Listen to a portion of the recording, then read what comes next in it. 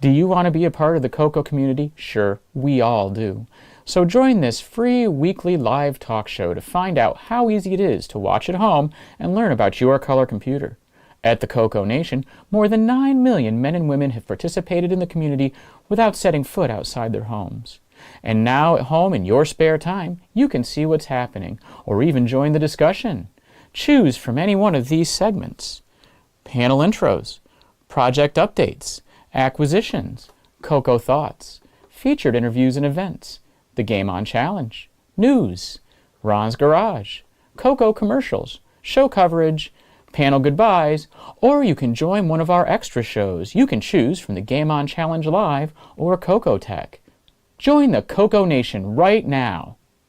Click the link for the free information TJB Chris spoke about. Then decide if you want to watch the CoCoNation Live Show, the world's leading live weekly talk show featuring the Tandy Color computer, its siblings, cousins, and red-headed stepchildren. Visit thecoconation.com. There is no obligation, and no salesman will visit you. Visit thecoconation.com.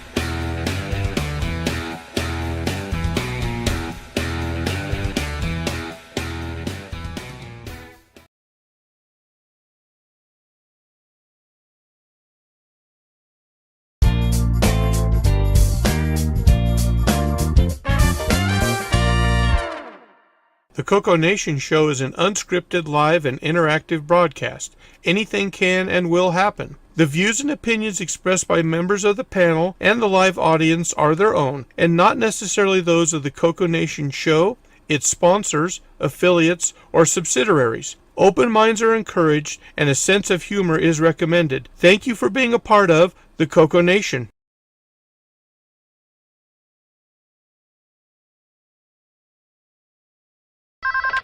Radio Shack? Okay. What? The 80s called.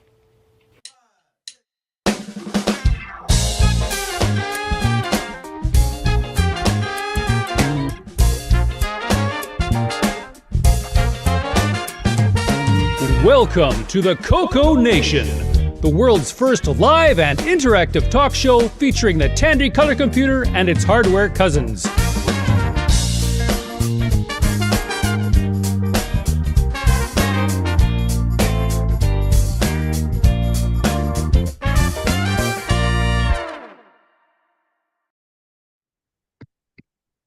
Hello, everybody. Welcome to the CoCoNation Show, episode 363.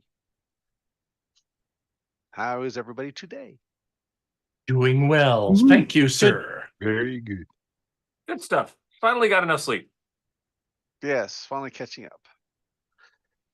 Okay, let's see who we got today. Up in the upper left-hand corner, we got Henry Gernhard. Hi, folks. Welcome to the CoCoNation. My name's Henry, and today I get to go first. Yeah, and then Rick Euland. I'm just going to ride his coattails. He's got energy for all of us. He ranks right up there with David Ladd. All right, next over, yours truly. And down here on the next one, we got Kevin Holloway. Hello, everybody. I'm here. Ooh, in person. And Ron Delvo takes the center square. Ron Deluxe here.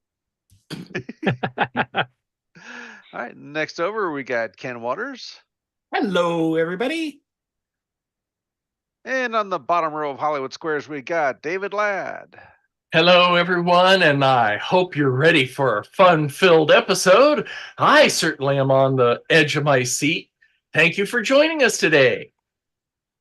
And then we got L Curtis Boyle. Welcome to the show, everyone. I'm on the center of my seat because I don't want to slip off and fall. Okay. And last but not least, we got Nick Marentes. Well, I made it. I'm awake now, and I wasn't going to miss out on this 5-hour Nutroid exclusive show. So let's go.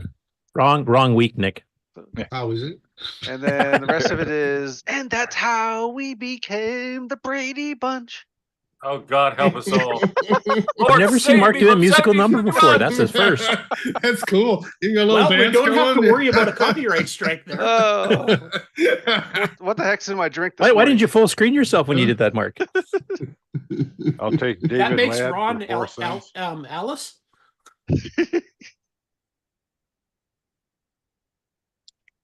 Anyhow, We should move on. I've seen enough now. Yes. Right. Just Oh, wow. let's see. Just wow. if Nick wasn't fully awake before, he sure is now. He's up now. All right. I think first up, we got some project updates. Rick, what you got? Okay, cool. I will begin with the reintroduction of an old product. Let's see. Where is it? Where's the thread thing? E-monitor. There. Can you zoom it up there, Mark? Yeah, as soon as I can find the right buttons. There's a button. There I it is. guarantee there is. So I think we'll have these again, because here's a case Ooh. of deluxe joysticks, and here's another case. How many did you get? 24 so far. Oh, good.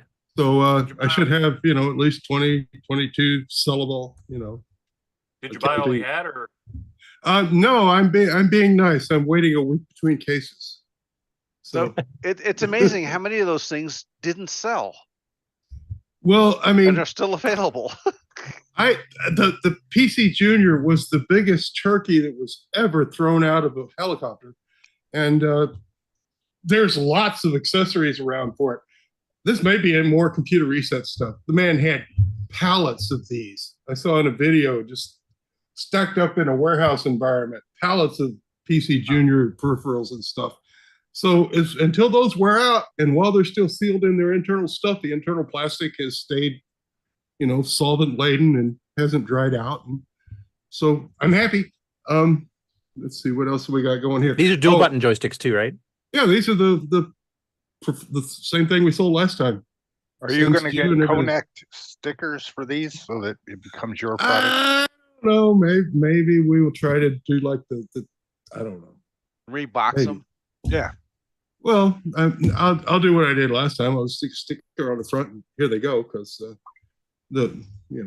what's inside's important. There's no point in reboxing it. We'll know. And anyway, and then associated with all of these parts, there was a pretty big Digi order, and I got my 350 key fix key switches as expected.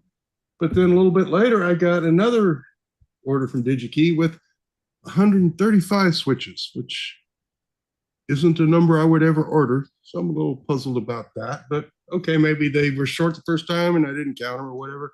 But then a couple days later, I got this bubble bag, and inside of it, there's a single switch. So if any of our nationals are in the Thief River Falls area, if you don't mind driving by Digi, do a little discreet wellness check, make sure the boys are okay. Something's going on here. and so that's my most interesting acquisition of the week, a single switch in a nice bubble bag. Wow. All of this for that switch. Well, So at least cool. they didn't Amazon it. Right. Oh yeah, put it in a great big box with 27. Ooh, 350 switches and 350 boxes. That would be an Amazon. Anyway, that was my thing for the week. What the heck just happened? I'm not sure. But I was wondering, oh yeah, we've got parts in stock. So as you see the SKUs going from 0 to 1 to 2 and back to 0, they update every day that I solder something. So catch up from Coco Fest soon. Well, let's see. You know what? We didn't say hi to the people in the chat today. Oh, Hi, people in the chat. Yeah, let's see. We got Kevin Holloway, J.E. Jones, Jim Rye, Michael Zwiffle, The Breaky, La Coco Stringiato, let's see. TJB Chris, Brian Waltz, Wayne Campbell, L Curtis, Tom Eric Gunderson, Mark Siegel, Sixy, Julian Brown, CRT, David Croker. Everything is broken in the garage. Oh, everything is broken garage. Okay. Wayne Campbell. Let's see. Skip. Brian Walsh, I can't remember. Rick and William Maything. And David Ladd. There's AC in the 8-bit zone. And I keep scrolling faster than I can keep up with it here. All right.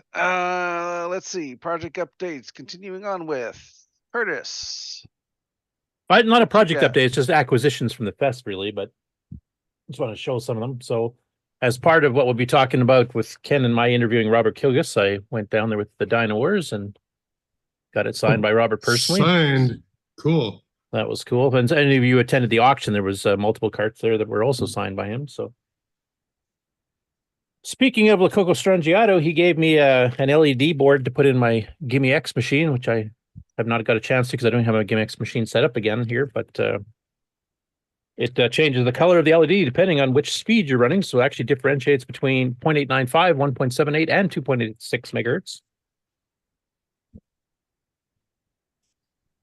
So that's sweet. Basically what it looks like there. No soldering required.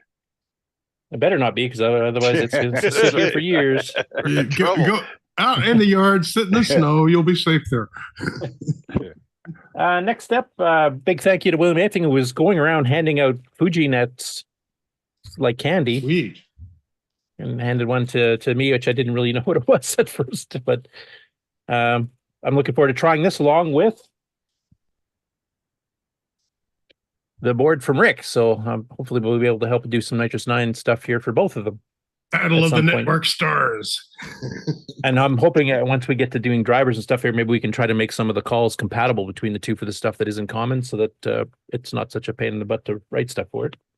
And then what was the name of the people with the joysticks that just signed up the last couple of weeks? We had them on the show here. Digital something. Oh, that does all the coasters and shelving. And yeah.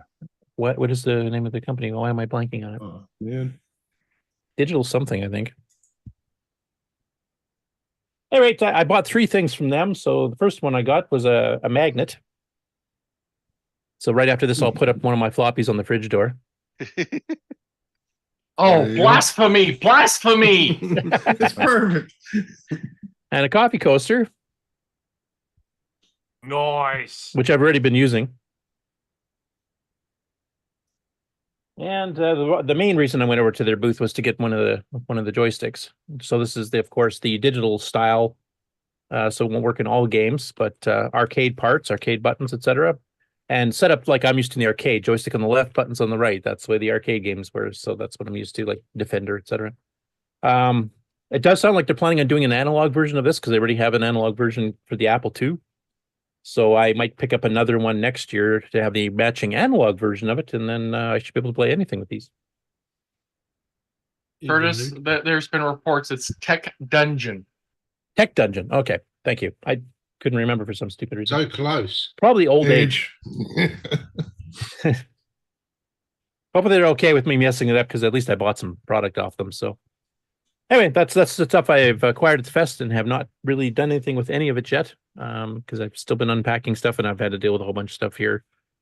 And that'll be going on for another week or so before I can finally start getting stuff set back up. But I got lots of software projects on the go, which I won't be talking too much about. One thing I will mention, I am working on a CoCoTECH episode to do in a few weeks, and Nic might be joining me on that one too, because he's been fiddling around with some of the experiments as well.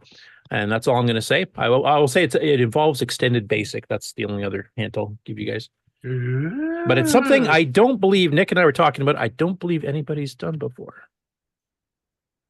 So you're leaving the advanced disk basic for a while?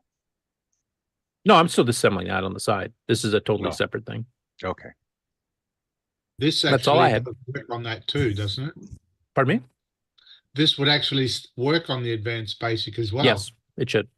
So you are sort of doing it for that. One can never have enough projects. Yeah, once we get to point of rewriting the ROM to kind of compress it back together, fix some bugs, etc. here, maybe I'll have to add in some extra support for it. You know, for the one person or two people that actually have, deluxe CoCos.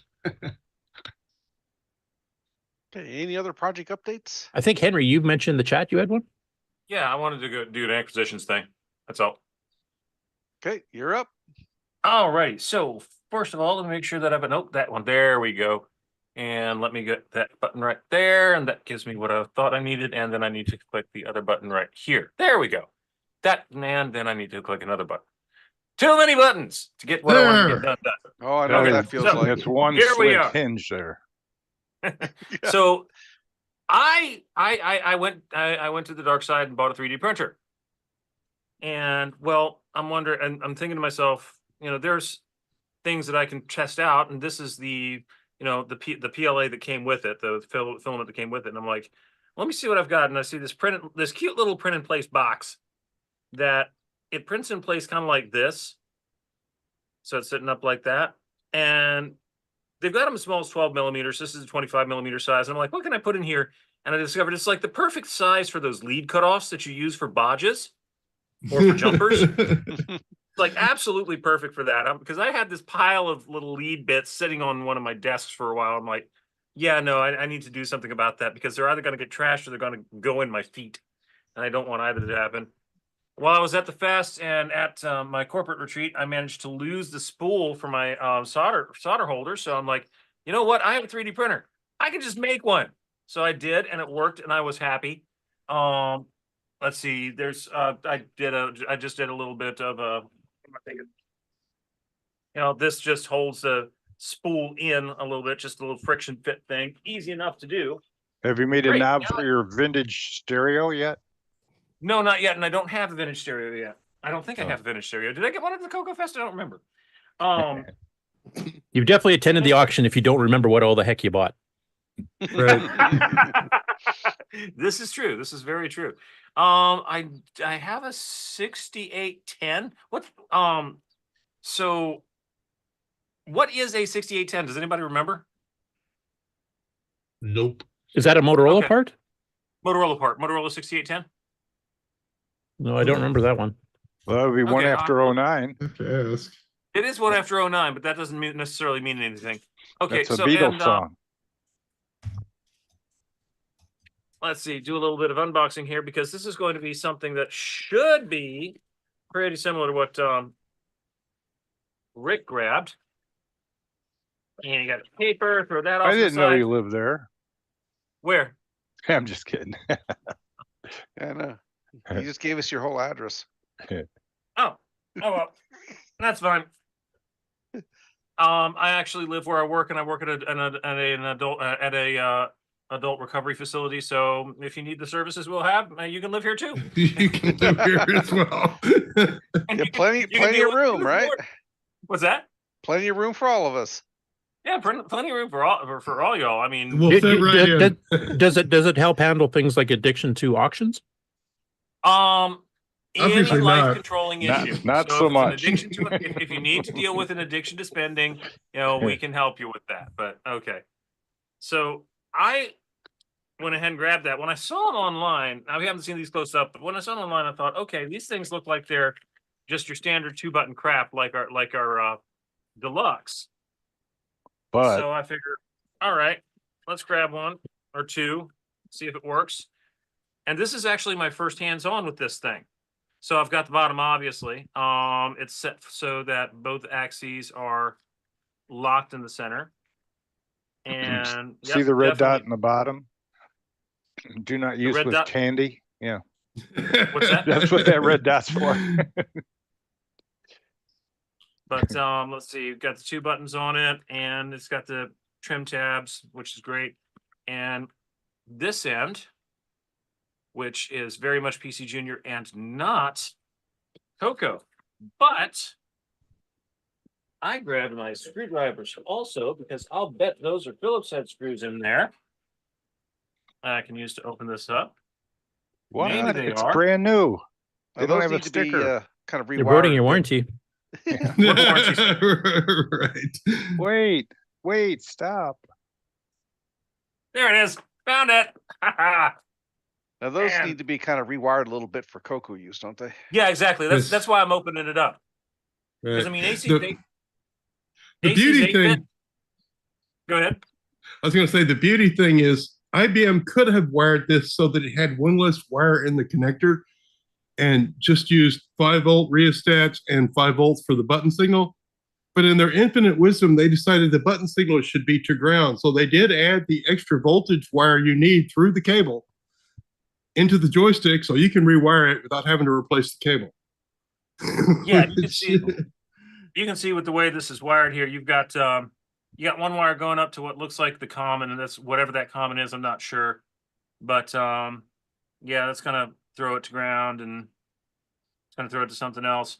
But if this were on a CoCo, you'd see 5 volts and ground on one side or the other, and then this would throw off to whatever it was reading.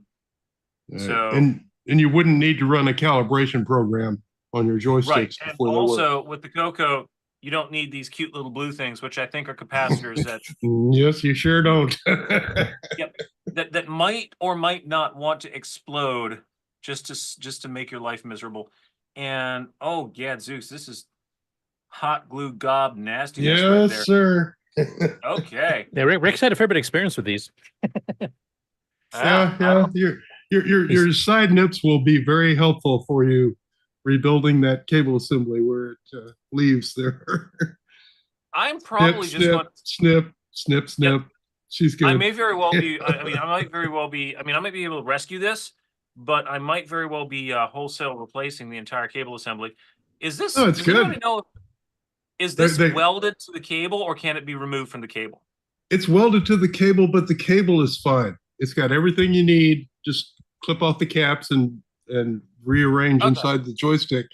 And it's a good, long-lived, well-made cable. So you don't want to replace it unless you really have a big pile of Okay. nice. So this is the only end that I got to get rid of.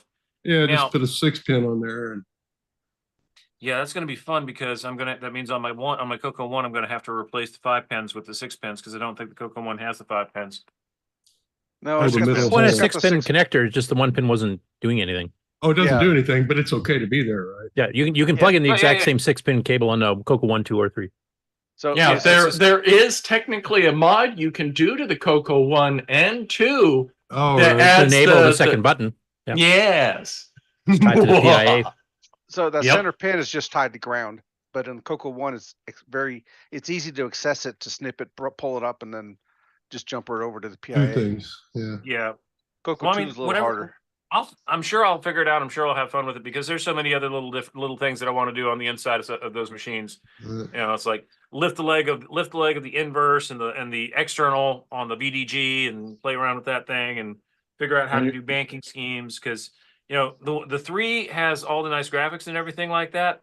I skipped the 3 entirely. I have a 3 now, so I can go ahead and play with it and see what's going on with the Gimme. I went ahead and did a pre-order for AC's GIMEZ project, and by my count, unless somebody else has put one in there since I did since I did, that puts us at one away from having AC be able to go into production. So AC, if AC is not at 15 right now, I'm looking at you. I don't care who you are. I'm looking at you. You own a Coco or you own a Coco 3? Yeah, put your money in for GIMEZ. There's somebody on Facebook that's been trying to get a Gimme working because he had pins falling off and stuff. He's trying to solder and he keeps having problems where booting. He should be one of the ones because right now the current Gimme Z that Alan's working on is going to be just a compatible version. It's basically going to be a regular Gimme. Then he's going to be adding the extra functionality to match to the Gimme X. So that he'd be perfect for that. Yeah, absolutely. Okay, well, that's me, and I'm going to go ahead and start putting this back together again so I can play with it later. Cool. Okay. Anybody else?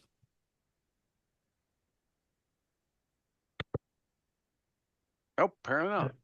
Nope. All right. What shall we do next?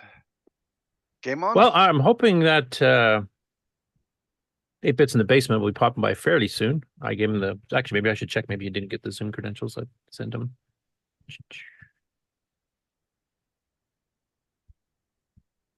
No response yet. Tell you what, why don't we do that? Why don't we run our commercial 0 and come back? Yeah, and if he's back, we'll go into him. If he's not, Ken, you ready for Game On Challenge? What's that? That's where you cover Sloopy's job because he's never freaking here. You missed one and then it's my job. Sloopy covers for me if I'm not here.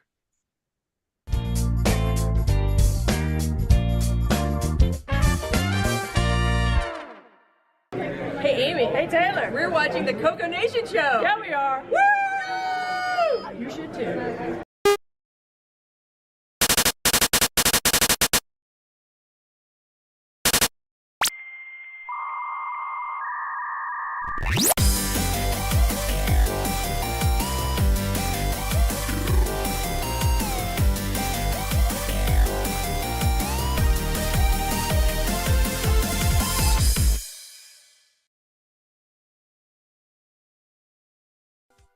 Hello everyone, it's your good buddy, your good pal Amigo, and joined by that dastardly The Brent from ARG Presents. You're watching CoCoNation.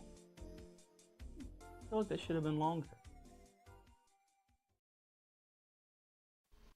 The CoCoNation show would like to thank the following patrons: Alex Gayer, Brendan Donahue, Brian Walsh, Brian Weezer, Karen Askham, Coconut Bob, Daddy Burrito, David Ladd, Derek Smithson, Diego BF109, Don Barber, Eric Canales, Frederick Segard, Glenn Hewlett, Graham Wabke, Grant Leedy, Henry Strickland, Justin Larson, Ken Reichard, Kevin Holloway, Paul Fiscarelli, Paul Shoemaker, R. Allen Murphy, Retro Tech Time, Rob Binman, Rocky Hill, Steve Batson, TJB Chris, Tom C., Tom Gunderson, Tom S., and William A. Thing. Thank you so much, patrons.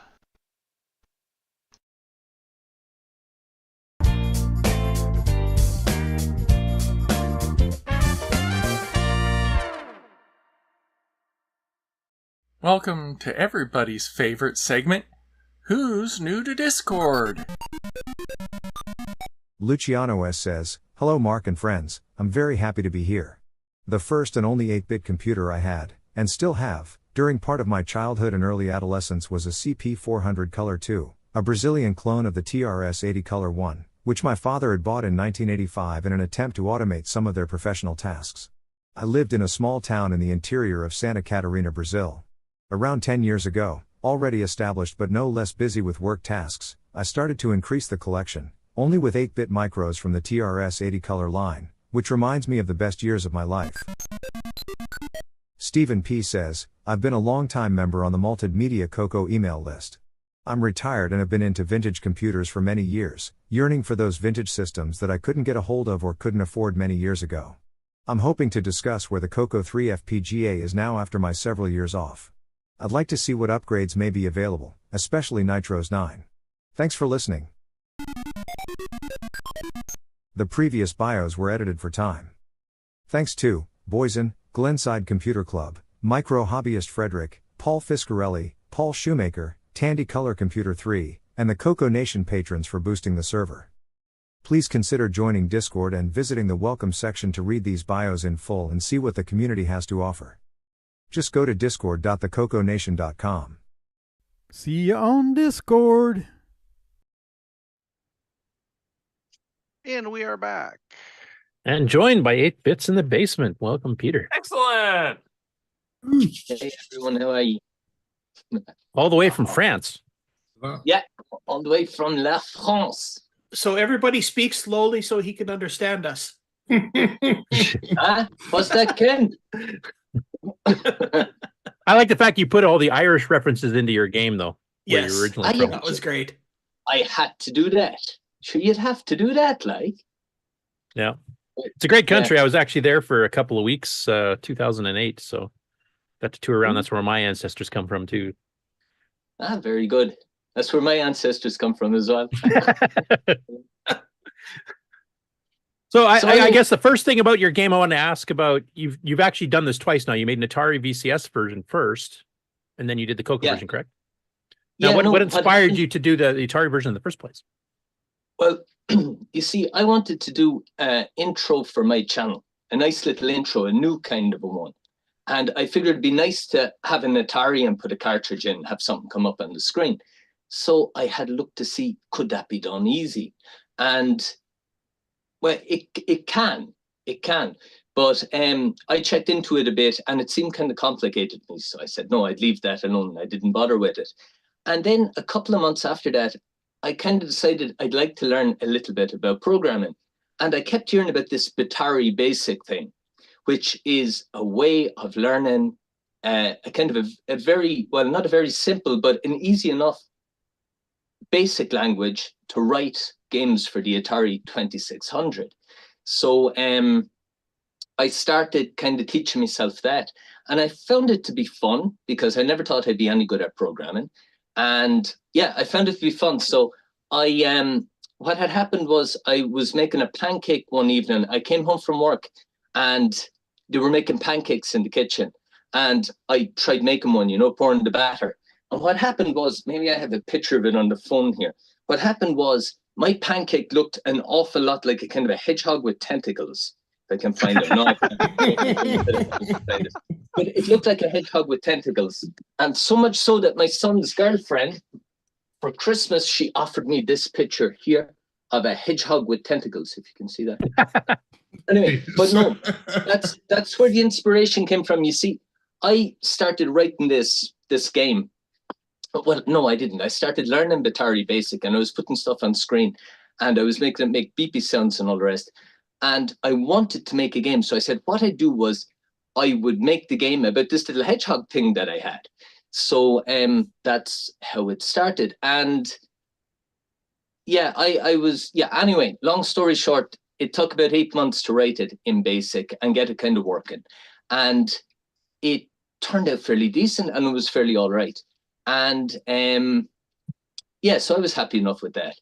And then I thought maybe I'd try converting it over to another system like the VIC-20, the Commodore 64, maybe the CoCo or whatever system. And as it turned out, because of this whole community, because of you guys and all the rest, and because of the Discord server, I said the easiest one maybe to do would be the CoCo, because there's an awful lot of people that I could ask questions of and whatnot. So again, a bit like the Atari thing, I had a look into it, figured that it wasn't going to be possible to do in Basic, and assembly language was way too hard as far as I was concerned. So I said, no, forget about it. We leave it, forget about that. And it was Mr. Dave 309 on Discord, who said to me, he said, look, Peter, he said, you should try it, like, because you know a little bit about hardware, so maybe you might find assembly language, you know, some kind of way understandable. So I did. And yeah, it took, actually, you see, what happened was, to me, there are people who get addicted to things really, really easily. And it turns out for me, assembly language was one of those things, because honest to goodness, no, I'm not sure. I'm not sure. Henry, do you treat for that too at your place there? If you need me, I mean, I'm probably going to wind up not helping you with that particular addiction, because that's a me thing, you know. We'll all end up hooked on it, but it's a great little drug, though. No, but honestly, and I say that kind of jokingly, but it's the truth, because I found myself up until 4 o'clock in the morning, Friday and Saturday nights, tapping in stuff that was giving me like screens full of garbage and stuff, and still I was loving it, you know. Just I don't know. I really anyway. What I'm talking about is a little bit, but no, I started learning assembly language, and again, like I say, it consumed me. It really did consume me. It was all I thought about. I went to bed at night thinking about how to make a hedgehog move across the screen, and I woke up in the morning thinking about how can I make a line move across the screen to touch the. Honest to goodness, but I loved every single moment of it. And in the space of about 8 months, I went from knowing absolutely nothing about assembly language to having a game that actually functions. So yeah, no, that's what happened. But it is fantastic. Assembly, I thought that computers, open them up and take out a chip and put in another chip and solder a thing, and that's fun, and it is fun. But assembly language is like, is a step above it, really, and it costs nothing. It's brilliant. Yeah, it's so cheap. Oh man, it's so cheap. It just I didn't spend any money in like 8 months. I'm delighted with myself. My wife is very happy too. She didn't see much of me, but she's happy that I didn't spend a penny on old crap electronics. So no, that's I would recommend it to anyone who, and me personally, if you had said to me 18 months ago that you should try programming of any kind of assembly, I would laugh at you and just walked away. But it's the truth. Or maybe don't try it, because it will consume you. For me, addiction. Too late. Yeah, but it's fun. It's fun. Anyway, I'm going to stop talking now unless you have a question to ask, because I just start rambling for hours, and that's what I do. I think you had a question that I interrupted you on at the beginning. Who, me? Yeah. No. No? Okay. Because one thing that you've been covering lately, you've got it out in beta now. I don't know if anybody's found any bugs yet, but you also had to patch it somewhat to work on the Dragon because of the different keys. Yeah, what I did with the Dragon version, once I was more or less happy with the CoCo version, I had a look to see how hard it would be to convert it over to the Dragon version. And as it turned out, I only had to change 3 things. I had the ROM call to the keyboard to read the keys, ROM calls for the joystick itself, and also I was using a random number thingy ROM call as well that I couldn't find an equivalent for with the Dragon. There was an 8-bit one, but I needed a 16-bit one, and I tried using 2 registers and have it in D register, and it wouldn't really work right for me. So what I did was I took the 3-ball demo that Steve Bjork had made, and I kind of lifted his random number generator code from that and just popped it into the Dragon version, and everything just worked more or less. But it works fine in XROR, and it works fairly well on the CoCo 2 when you put in a Dragon 32 ROM to kind of convert it over a bit. But there was, and still is, a problem with the keyboard reading. Sometimes when you press a key in the menu on the Dragon version, it doesn't like happen straight away. If you press the S key for the story, that there's a little story going with the game, it won't flip up on screen straight away. You need to keep it pressed down for a second or two sometimes. But I managed to, again, when I discovered that, I went back into the code and I actually downloaded Nightmare Highway.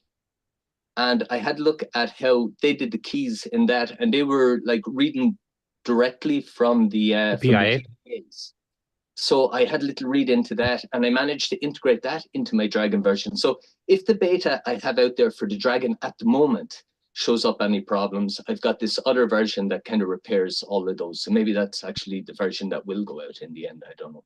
But Yeah, all this, so it'll be faster to read it directly from the PIA. And basically the only thing that changed between the keyboards is that the row or the column is shifted. So basically it's just like a row of keys that would appear on this particular line is, you know, a line above or below. I can't remember the exact details, but it's basically just shifted all the keys. well, yeah, all the keys are all over the place. In fact, there's They're all in the same order. They're the same, like rows will be exactly the same. It's just which row it's in changes. Okay, but maybe It's only the letters. Yeah, because remember the arrow keys and the space bar, which is one of the rows, those are the same. But the letter keys and numbers and stuff, I think, are shifted up one row. So if one row starts on A and the next one starts on G, it might be A on the CoCo, G on the Dragon for the same line you're reading from the PIA. So basically you just switch which lines, or you can make a little table like what lines to do, and then it should work for both. Because the physical reading of the PIA is exactly the same.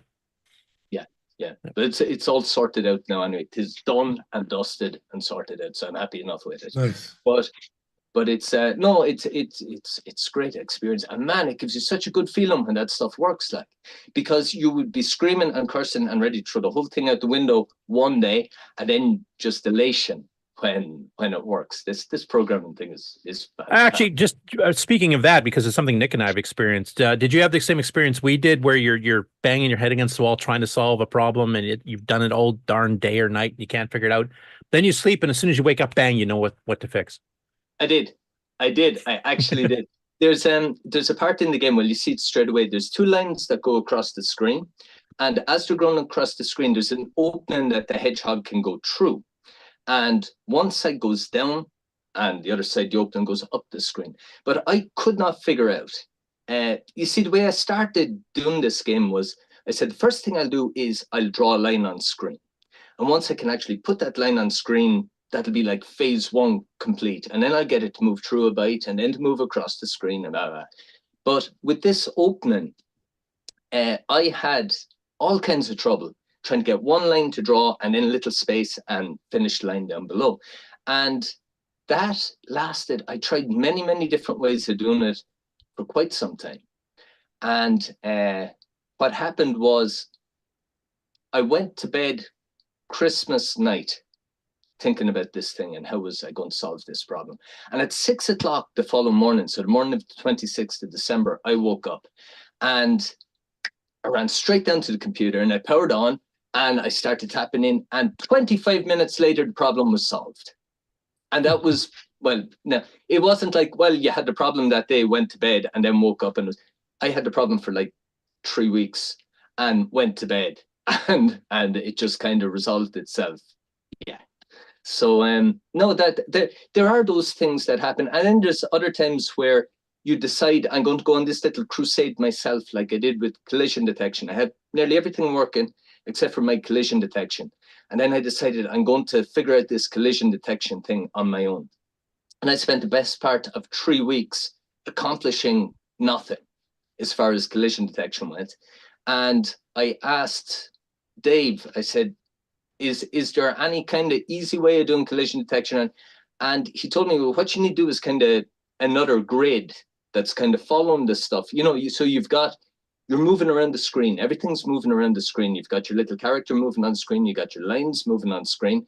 But each of those kind of gets a number that it follows as well on a kind of a grid. And if ever the numbers are the same, that's more or less, that's a collision has taken place. So once I kind of thought about that a bit, very quickly I had collision detection working as well. So I think the thing is, in the beginning at least, not to try and, well, in my case, I got a little bit cocky kind of in the beginning. Once one or two things went right, I said, oh yeah, I'm able to do this thing. But like, obviously you wouldn't really be able, you know.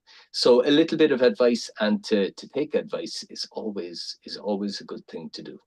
So Yeah, no, I'm happy enough. It kind of works. It kind of works now. The game is pretty good. Did you play it, Curtis? Did you try it at Yeah, all? I actually did play it a bit. Actually, I'm about to fire it up. So if you want to split screen, I'll share a screen here, Mark. Cool. I don't know if the sound's going to come through or not, but we'll try.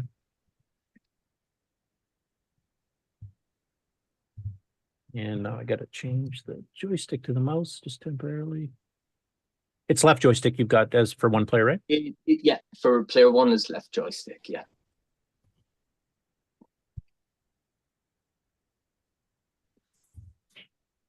So do you want me to show the story? Well, you do whatever you want. You can, when you wish, you can demo it. I leave it in your capable hands. Okay, so for those who have not seen it yet, I'll put the story up here. It's actually pretty lengthy, but yeah. Now you got to read it out, Curtis. Well, that's Mark's job. He's the dramatic reader of instructions. There you go, Mark. Aliens have been coming to Earth for a long, long time. He was only joking. He's on a I just roll. wanted to see how many things he'd pronounced wrong. Actually, he's doing well. Continue, Mark. Because we do have audio listeners who won't see this, so. Let me see. Got to continue it gathering. Okay. As it happens, on one of these missions, two particularly stupid alien scouts named D4QP and S3E3 were taking samples from a small clearing somewhere in Ireland. Ireland is really a nice place, and not many people know it, but it's the reason that Tandy chose green for the Coco. Yep, true as I'm looking at you, that is. You need to say that in an Irish accent. Yep. Pump it up. You'll be lucky if I do this in English. Anyway, continue on. While taking a sample jar from his pouch, D4QP accidentally let a vial full of aliens' fireflies, much like the tiny glowing bugs found on Earth, but with biomutational properties, drop and burst into pieces on the ground. The little guys flew off in all directions, lighting up the glade as brilliantly as if it were day. Our alien friends needed to find a way to clean up this mess they had made, and real fast. So they did what they always do. They sealed off the area with alien technology to stop anyone else from getting in and preventing the fireflies from getting out. Then they set up 2 transporters to gather the fireflies and take them straight back to their ship one by one. Once they had finished with all of that, they got the heck out of there and headed back to their home planet. Needless to say, the tech didn't work very well. For starters, the transporter failed miserably. It collected everything but the fireflies.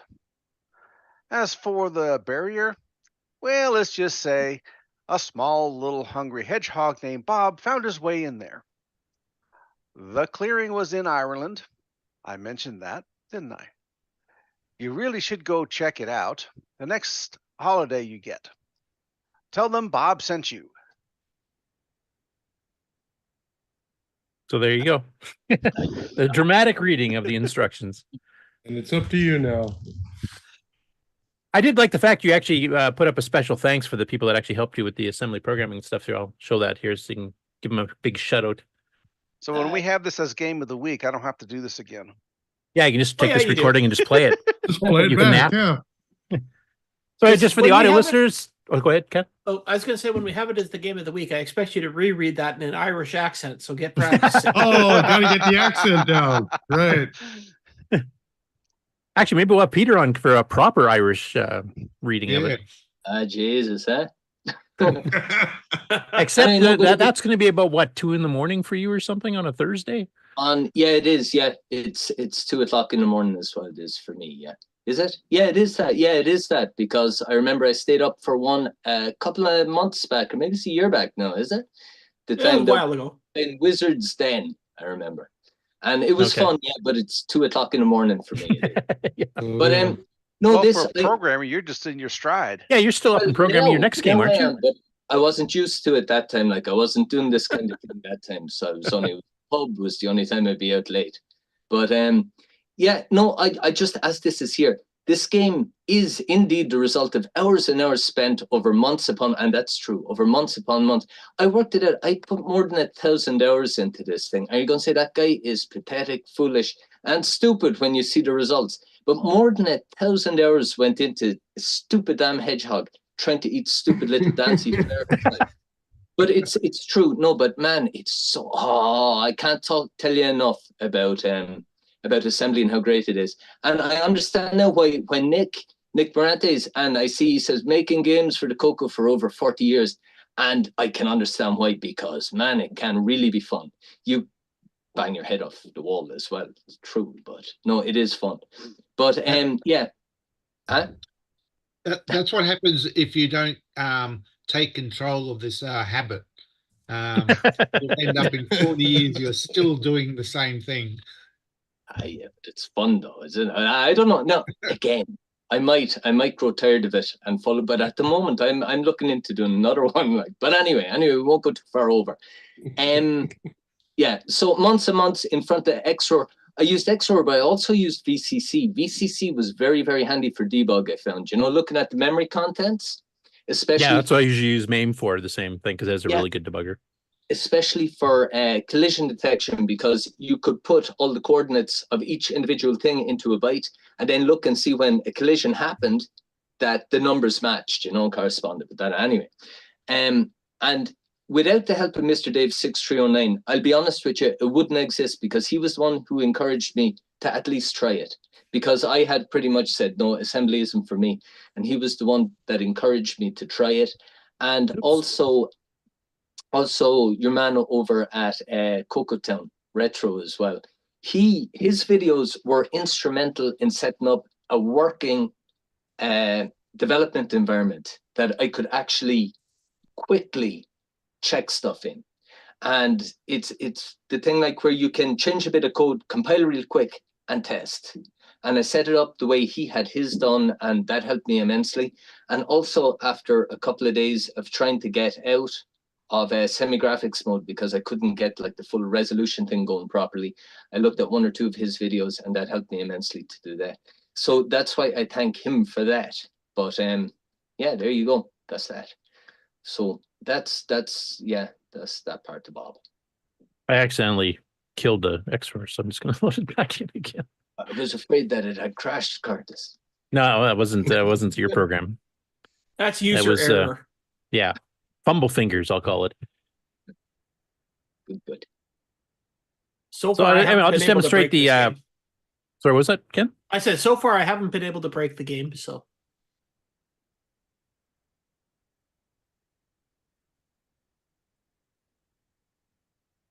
I'll just read the directions here. It's there's both 1 and 2 player options in the game. In a 1-player game, you move Bob with the joystick plugged in the left controller port. Eat all the bugs you can, but don't let them go red for too long, or boom, they'll explode.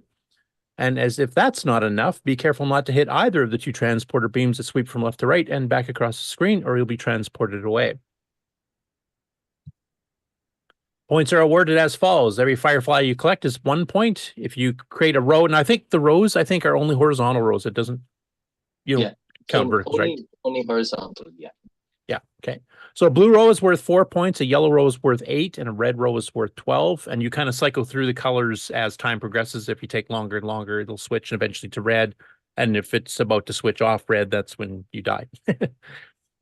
And if you can get a full block of blue, yellow, or red, you get 32, 64, and 96 points, respectively. So it's not just trying to capture them before you run out of time, dodging the transporter beams, but you also want to, time getting them. Like they'll be blue for the longest, and then they'll be yellow for a bit shorter period of time, and red for even shorter period of time. So if you want to get the maximum points, you have to be really quick getting to them when they're red.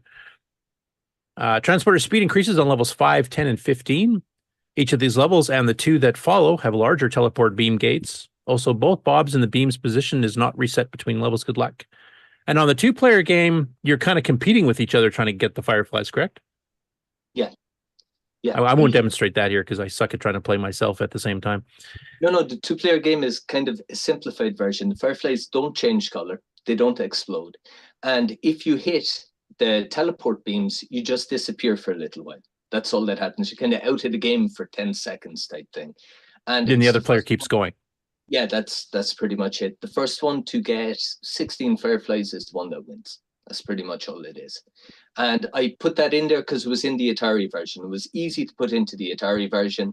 And I said I'd try and make this the same as the Atari version in every way, but with improved graphics, improved scoring system, and with, you know, the extra text and story and all that kind of stuff too. So I just wanted to do exactly the same, to set myself the challenge. They're doing exactly the same thing, but kind of using what the Coco had to offer extra to kind of make the game that little bit prettier to look at. Now, did you base this game on anything you'd seen previously, or is this a completely original concept for you? No, this, as far as I know anyway, is completely original, because what happened was, like I say, I was making the Atari game. Well, I was learning Atari Basic, and I was trying to come up with a game idea. And in my head, I had this very kind of complicated thing that was going to involve many different levels and all the rest. And I had been doing little tests and experiments with what you could do with Atari Basic. So I had lines going down the screen, and they're missiles, as they're called on the Atari. Yeah. And there's a ball as well that can bounce around or do whatever you want with on the screen. So I was trying to do different bits and pieces with this, and I had one line on the screen moving across, and I had a little kind of a spaceshipy thing, and it was just moving around the screen. And I said, well, if I put a hole in the middle of that line thing, maybe that, and over the course of maybe 20 minutes, I came up with this kind of one line going across the screen from left to right, and a little dot appearing every so often. And then when I was kind of looking for a game to make, I came back on this idea and kind of developed it a bit. And that's where it came from. It was really kind of organic. Like, I didn't sit down and say, this is the type of game I'm going to do. It kind of presented itself to me. I was lucky. I'll be honest. I was lucky because it could have ended up being like a not very good thingy at all. But yeah, it could have ended up like a game I would write. You know, well, doesn't make sense. Not fun. No, but that's what I thought I'd come up with too. To be honest with you, I thought I'd come up with something that wasn't very good either. This just kind of landed on my lap. You know, that's pretty much, that's all I can say. It just, I wouldn't say, I'd say more or less kind of made itself. You know. Like, it presented itself just through experimentation. That was it. You know, that's where it came from. But no, I haven't seen anything like it before. And anybody else who's kind of been playing it said they haven't seen much like it before either. So yeah, I'll play it here and I'll concentrate. So I'll let you comment on describing the game. So it looks like in chat we already have it. Take my money. So yeah, you're that little blue hedgehoggy looking fella there running around the screen, and he can move in 8 directions. So you can move up, down, left, right, and in the diagonal directions. And down the bottom of the screen, what you see is a little jar that holds the fireflies that you've collected. Now that was, again, another idea that Mr. Dave kind of gave me, because I was looking for a way to write the score on screen, because I didn't realize you kind of have to come up with your own you know, to write letters like sprites and whatnot using that graphics mode. So he said to me, well, why don't you put like a little box of bugs or something down the bottom of the screen? So that's kind of what we went with. And yeah, they're the little guys that you're picking up. Those laser beams going across the screen, they're little teleporters. And they just keep moving continually from left to right. And they move up and down like that to present the openings and close them and whatever. And little fireflies, they actually, in fact, they stay blue, yellow, and red for exactly the same length of time. I think I tried to make it about 3 seconds for each color. So you have 9 seconds to pick up the firefly before it kind of explodes type thing. And normally they give a little beep each time you pick them up as well. That's more or less it. But that is more or less the game. I mean, it's a simple little thing, but as the levels progress now, the beams start moving more quickly, and also the openings become smaller. So, well, depending on what level you're at, because what I tried to do was, on the Atari version, the mistake I made was it starts very difficult very quick. And that was my fault because, again, like many people do, they get so used to their own game, they think that the thing is a little bit too easy, so they make it harder. And I fell into that. We're looking at you, Nick, on that comment. So what I tried to do here was to start it slow with large openings and give you kind of the same thing for the first 3 levels, so you kind of get accustomed to it a bit. And then the openings close, but it remains at the same speed. And then every time there's a speed increase, like on level 5, level 10, and level 15, the openings will once again get larger to kind of let you acclimatize yourself to that kind of, you know, to the new difficulty setting, more or less. But if you want a quick challenge, what I slipped into the game was a practice mode. So if you're starting on level 1 and you collect a Firefly with P pressed down on the keyboard, you'll actually enter practice mode. And you've got like 3 difficulties in there. So if you hold P down and you get a blue fly, the practice, how would I say, I suppose the speed of the lasers is different depending on the color of Firefly you pick up. So with the blue Firefly, they're kind of at level 5 speeds. With the yellow one, you're at level 10 speeds. With the red one, you're at level 15 speeds. And also in the practice mode, if you get past the first level, then the openings will close and open and close and open. So you kind of get that kind of thing going on. But yeah, no, that's pretty much it. There's a lot of reading in there, and there's a bit of gameplay, and the game is kind of fun in 2-player mode as well, I have to say, because myself and Louis, my son Louis, we played the bejesus out of it on 2-player mode, trying to find bugs and whatnot. But it's slower. It is slower because I'm sure it could be optimized, you know, but there's twice as much work going on when there's 2 hedgehogs on screen, more or less. So it is a little bit slower, but that's my fault on that one. But it's just I've got a little bit more to learn, quite a bit more to learn, I'd say. But yeah, no, that's it. That's my little game for the Coco. So that's it. That's pretty much. It's a lot of fun, actually. I played it a fair bit this morning and a tiny bit last night here, and for a first effort, you know, first not only the first game you've ever written, but also the first machine language program you've ever done for a Coco. It's a pretty good feat for your first try. It was the first bit of machine language I ever did anywhere. But yeah, no, it's no, I'm kind of proud of it. I'd say I am proud of it. You know, I'll put my hand up and say I'm happy I tried it. Number one, that's for sure. But no, it was fun writing it, even if it hadn't turned out all that great. It was a lot of fun writing it. I'd recommend anybody to give assembly language a try. And the 12-part course there that was done on the CoCoNation years back with Steve Bjork is a fantastic way of getting into it. It really is. Because, well, for me personally, anyway, I found that spoke to me. I mean, just the way it was presented, the whole style of it and all the rest. I didn't understand a heck of a lot of it when I watched it for the first time. But it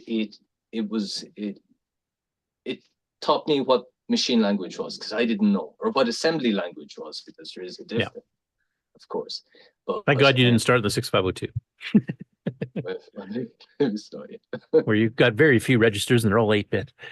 Yeah, I know. I'll probably try another processor at some stage. But what I wanted to try next was for the French computer, the Thomson MO5.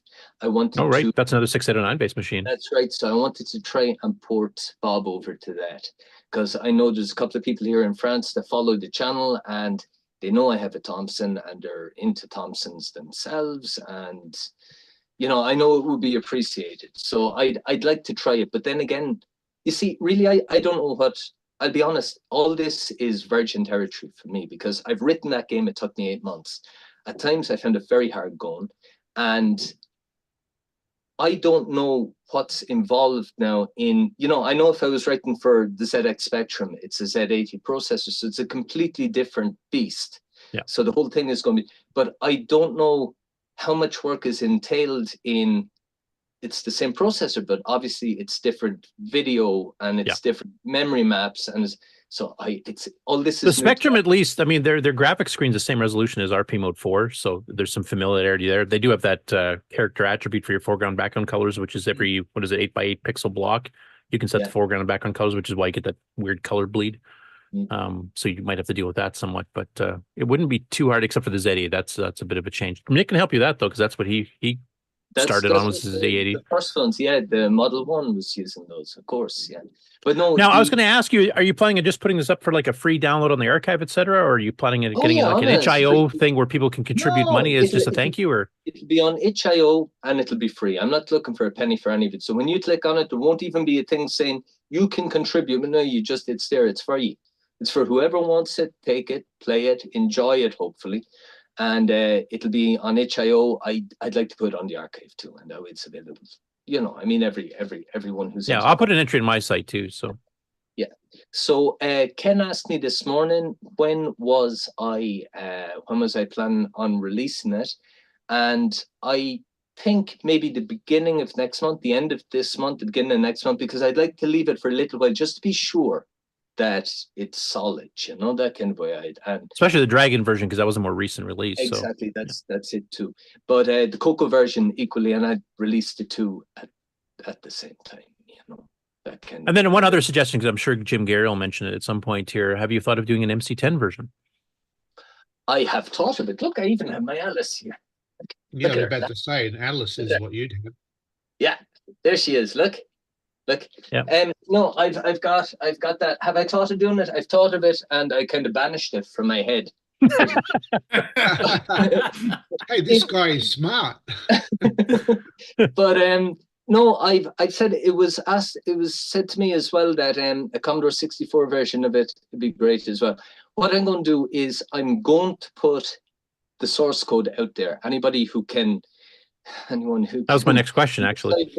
Who can decipher the ramblings of a madman in the comments I had, because they don't make a whole lot of sense. You see, I changed so many times things while I was going through. And it's such a pain to go back and change all your comments. You just ask, screw it, I'll just comment the new stuff. Yeah, because I knew what I was doing, but then I was trying to be real kind of diligent about it and put in this memory. And you know, in the beginning it was the real simple stuff, because it was complicated to me. So like this is, here I am putting this number in directly into the register A, and you know, that kind of thing. And then down later on, then I had all the memory addresses in the way I had them. And then I found that no, I needed to move everything down 200 bytes. So I kind of did that, and I didn't bother doing any of the comments. And getting to the end of it, then when I was doing stuff, I didn't even bother commenting half of it, you know. So yeah, what it is I will put the source code available to anyone who wants to see it as well. And if somebody wants to convert it to the MC10 or to Commodore 60 or whatever they wish, they have my blessing. They can do it. The MC10, you'd have to drop it down to P Mode 1 equivalent, because you did it in P Mode 3 equivalent. Well, that's the MC10, yeah, is a very, very small little. So you'd have to do 120 by 96 graphics, but basically, you know, it's the same setup. No, by all means, if somebody wishes to convert it or wishes to. I do want to mention a couple of comments here in the chat here. So Dave Veary, Dave609 says, Chibi Akuma says, great multi-platform assembly tutorials. He has books he actually sells, and he's done the tutorials online. We've covered them on the show. And I bought his book. It was one of the very first ones I. Yeah, go ahead. I bought his book to have a look through as well, and it was useful. Brian Walsh says, nice pixel art on the hedgehog. 6E, the author of X-Roar, Karen, he says, if you need dragon testing help, he's willing to help there too. So if you want to, oh sure, I'll pass it on to him if he, by all means, I'll send it on to him this very evening. And then in all caps, he says, give me the Alice, once he saw you bring the Alice out. And then he said those two comments are not related. Also earlier, 6E had mentioned that he was wondering if you could kind of sneak some Alices across the border to him. Oh, yeah. He has a need. If the price is right, it's €6,000 an Alice. This is part of that addiction thing we were talking about earlier. No, but I'll be honest, they used to be cheap here. And I picked up that one. It was already kind of, the price was climbing up. There's stupid prices here now. Yeah, it's like our Coco 3s are here. It's gone completely crazy, you know. Yeah. But yeah. So that's, Dave 609 says it would be easy to port to the Coleco RMSX, even though that is Dave a can do that if he Z80. so wishes. Yep. Where are you planning on putting the source code? Is that going to be the archive? I suppose so. I put it in with the I make a zip file available for download with the Dragon and the Coco version, and stick the source code in with it. Yeah, and that way you've got everything. I mean, I don't, you know, I'm not looking to make money off it or anything. So it's done now. I'm happy enough. I've managed to do it. I've learned from it, and I put it out there for whomever so wishes to play it. And maybe. And I guess my next question, because you're releasing the source code, which assembler did you use? Did you use a native Coco one, or did you use LWASM as a cross-platform? LWASM is this. Oh, and actually, I've got a question because I looked all over the internet and I couldn't find much about it at all. Unicorns and super secret sauce. What the heck is that? Unicorn and super secret sauce? Yeah. LWASM with the assembler. When you type LWASM and you go for help in the Linux version of it, what you've got is you've got all the switches and all the things, and there is unicorns is one switch and super secret sauce. And when you compile with unicorns, the very first thing you get, the very first line, it says unicorns away. And then you've got all the, and I don't know what the heck all that's about. William Astle, if you're listening right now, please explain. You need to explain yourself. Super secret sauce. I have no, and super secret is SOOPER SECRET or IT. And it's spelled wrong too. But there you go. That's it. Yeah, well, William can tell us because he's the author of, Lost Wizard is his nickname. So that's where LW comes from. Yeah. Occasionally he's in our chat. Usually he watches the show kind of after the fact, but we'll solve that mystery for you soon. Excellent. Also mentioned you did release a video about it, which we'll be covering when we get into the Game On News a little bit later. So yeah, where I wanted to see, I mean, in Xror, everything looked to be working right for the Dragon version, but I just wanted to be, kind of, I suppose I could never be 100% sure with what I have because it's not a real Dragon either, but it's supposed to be very, very close to it. Yeah. If you pop in a different ROM chip, and it appeared to work in that. But 60, if you send a copy to him, he'll definitely test it on a real Dragon. I'll get in contact with him on Discord this evening. I'll send him on a Dragon copy. Yeah. That's what. And you said you're already working on another game, or? No, I'm not. What I want to do is I want to try converting Bob again for the MO5, for Thompson MO5. Okay, that's your first new project. I would like to write another game. But see, I'm kind of I would be kind of apprehensive a bit in saying I want to do this, that, and the other, because a lot of people, myself included, there's an awful lot of, I'm going to do this, I'm going to do that, I'm going to, and then you never actually do anything. So I would like to, put out something else in future, but no commitment yet, though. Yeah, no, I don't want to. I don't want to say I'm going to do this and then not do it. That's why I keep promising Nitrous 9. Yeah, I'll bring out a new version. I've been doing it for 30 years. There's always a new version, so I can procrastinate as long as I want. No, that's the way. It's the right way. So is your itch.io page already set up, or are you waiting until the last beta testing's done first? Yeah, I've got I already set up itch.io, and the Atari version is on that. The Atari version of Bob is available on the Disney Bits in the Basement itch.io page, and you can get the Atari version from that. And I will stick I'll stick Bob for the Coco up beside that as well, So it'll be available from there in the archive. That's pretty much, Okay, when you do the official release, send me what the direct link is to your itch.io page, and I'll put that on our news too. Yeah, I will, I'll do that. And we'll get it out there that everybody can have a look at and everyone can have a play of it. Okay. Yeah, it's a fun game. I guess, Ken, since you were testing it as well there, what was your opinion of it? I would have made a good 2-player game for the fest, actually. Yeah, I would have. Maybe next year. Yeah, I really like it. It definitely has added some gameplay to it over the Atari version. The Atari version's good as well, but this one just being able to progress through and have a strategy on how to get the fireflies and stuff to earn points. It's going to make a good Game On Challenge game. Cool. I'm glad. I'm happy enough. That's one lifetime goal thing done as far as I'm concerned. That's that. Now all I have to do is design hardware. And then I'm done. I'm finished. I can shut the whole thing down. You gotta release a special edition on a cartridge and sell it. Limited edition, yeah. I could release a special edition and I could say it's on this. It's on this. So that's my cartridge done. There you go. Now you just got to convince your wife to get a 3D printer, and then you can print some cartridge cases for it. Yeah. Yeah, and then you have to be like in Fudo and port it to like 70 platforms. Right. That side too, yeah. But maybe that's what might happen yet, although I doubt it. You never know. But anyway, like I say, if anybody wants to, they can. You know. Yeah, I mean, you could do a Coco 3 version, but it's not really required. I mean, you but it could runs get some on a Coco different 3. colors. Yeah, you know, but you could enhance it, for the Coco 3 with extra colors or whatever, higher res if you wanted to. Semi-graphics But it wouldn't really add to the game, so I don't think you really need to. Semi-graphics mode. 8-color one. Yeah, you could do that. I was going to. I actually, that was where I was going to go in the beginning, was with semi-graphics, and I was going to use. But the thing that kind of turned me off it was that I thought the screen wouldn't be quite wide enough. It was plenty high enough, but I thou'd you'd kind of be curtailed, in just having. Yeah, because those pixels are pretty fat, and there's only 64 of them going across. Exactly, that's it. Yeah, you'd only have kind of 2/3 of the space you have, with what I got there.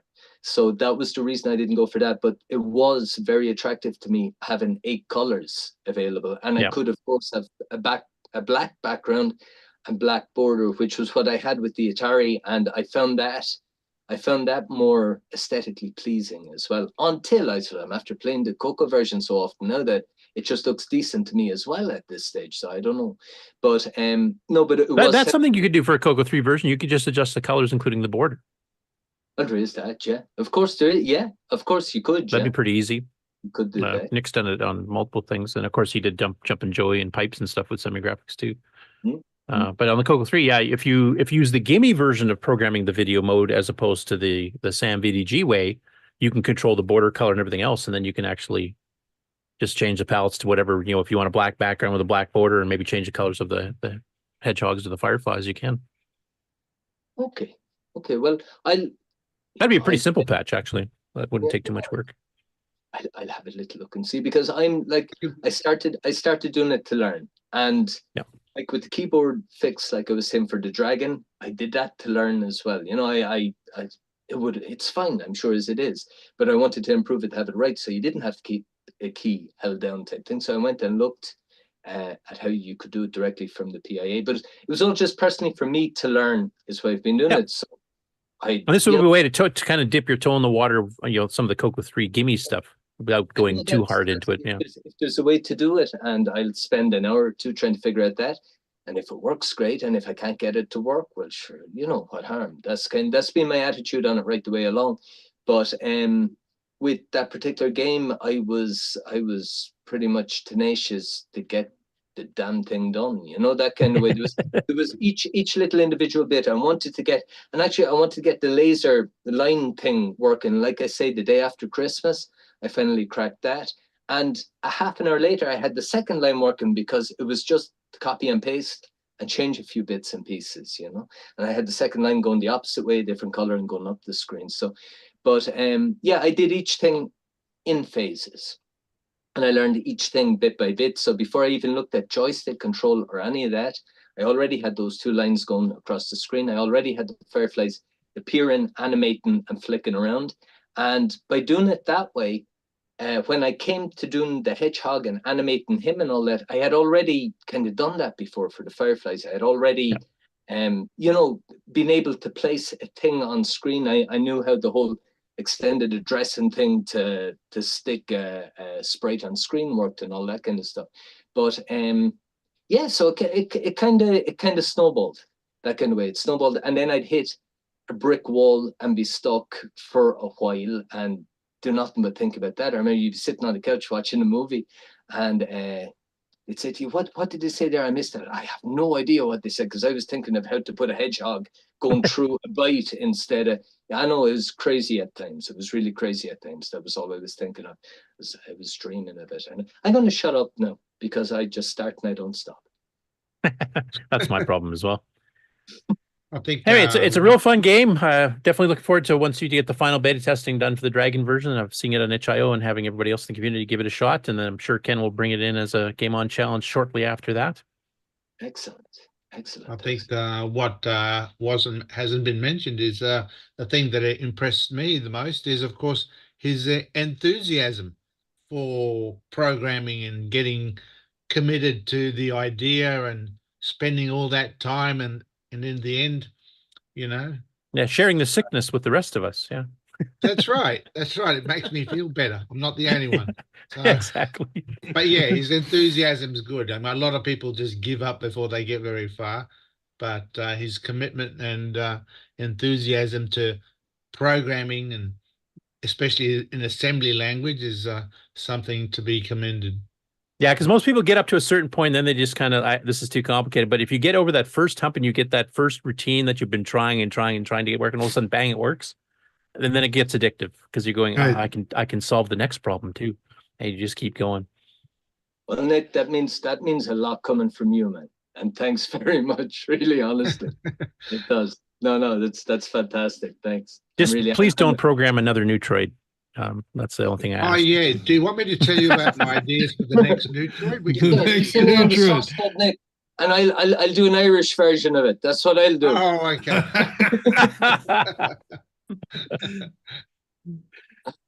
Yeah. Okay. Well, I know it's late for you. What time? Okay, I guess not. Just early evening there. No, it's not too bad for me at all. We're not even. I was on the Game On Challenge live. There would be 2 in the morning for you, but it's not. Oh yeah, no, that's what. No, only 20 past 9. That's all it is with me. Early yet. Anyway, feel free to stay on the show if you want to comment any of the stories and other stuff we're going to be covering here, or if you need to go off and do something else, feel free. But thanks for coming on, kind of explaining the development process and how you learned everything and how much fun and addiction you now have that you might need treatment for later. And we look forward to the official release, and we'll definitely be highlighting the game on the Game On Challenge. Excellent. That's fantastic. It's like a dream come true, Curtis. I'm completely flabbergasted and delighted. Yeah. Now we just got to get you to write a Nitrous 9 game, Nick. No, I'm just kidding. Oh, there you go. No, well, listen, guys, thanks for having me on. Anyways, it's a pleasure as always. Yeah. Thanks for being on. Cool. Okay. Ken, now are you ready? Yeah. Does anybody need a break? Nah, it wasn't that long. I think we can jump into the Game On Challenge. Okay. Let's see. Where is it? Here it is.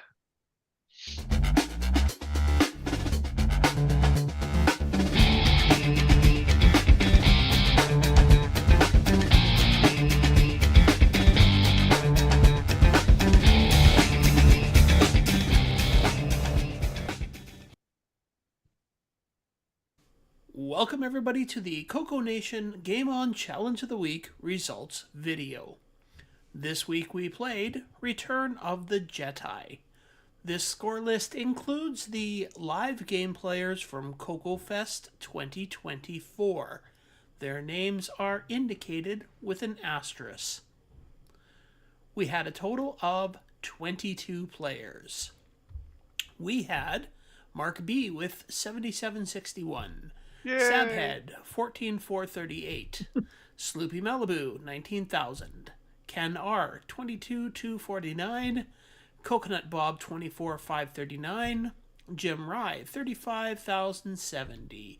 Damon Beals, 37,420. Mike, 37,867. David Ladd, 48,977. Jacob, 50,000. David Craker, 50,905. Ed Rhodes, 52,677. Canadian Retro Things, 52,747.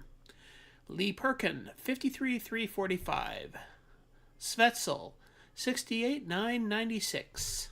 L Curtis Boyle, 84,062. Kasuran-san, 92,184. Tasman, 93,908. Sky C, 136,667. Alex Gayer, 171,200. Jacob Moore, 186,000. And this week's number one score belongs to Dr. Ted with 253,053.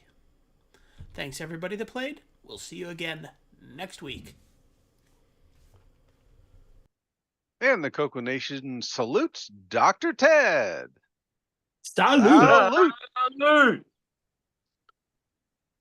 Okay, so Return of the Jedi. I did find a couple of reviews for that. The first one is from Australian Coco from December of '84.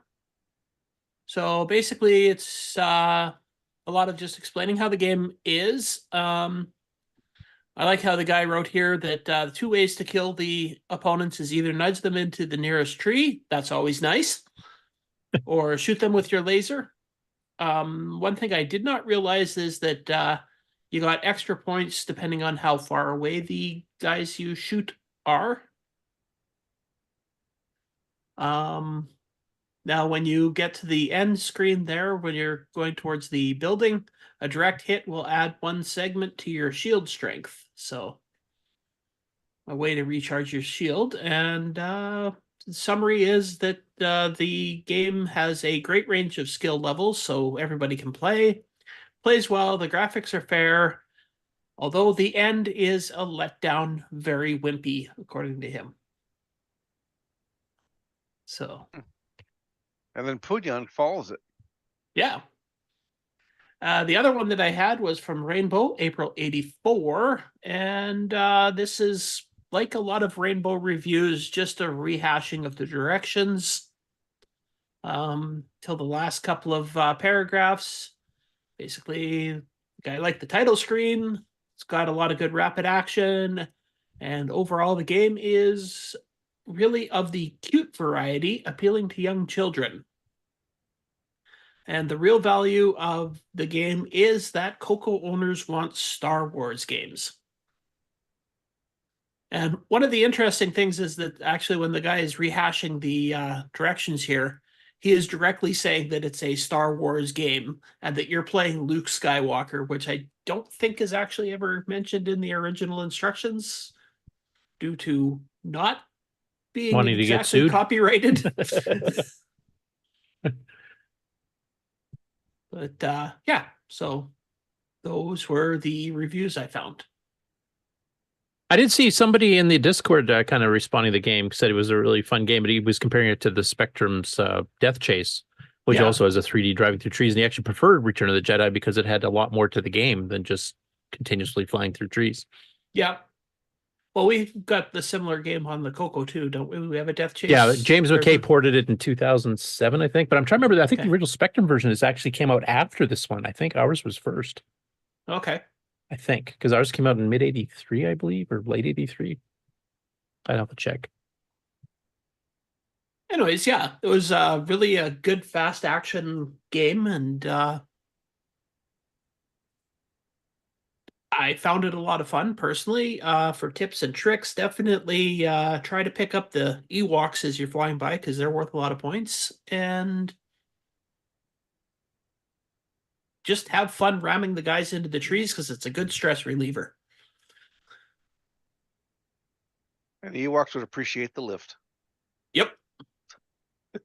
Unless you accidentally rip their arms off picking them up at those speeds. We left a bit behind. It got dark in a hurry. Well, every now and then when you pick up an Ewok, it did leave a pixel or two behind, so... Cute little Ewoks just...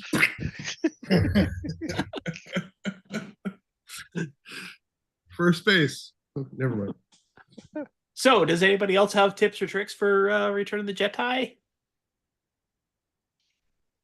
Or has Curtis found the date that Spectrum Death Chase was Actually, it looks like they released? both came out in '83, so I'm not sure which one was first. Depends on what time of what part of the year in 1983, I guess. Well, they're probably both writing the Return of the Jedi movie Yeah. release time. The earliest review I know of on the Spectrum was from the February '84 of Crash magazine. And what was the date you found on the Australian? We have Rainbow a one? December '84 and an April '84. Okay, so a little bit afterwards, but there was sometimes a bit of a delay. As far as strategies,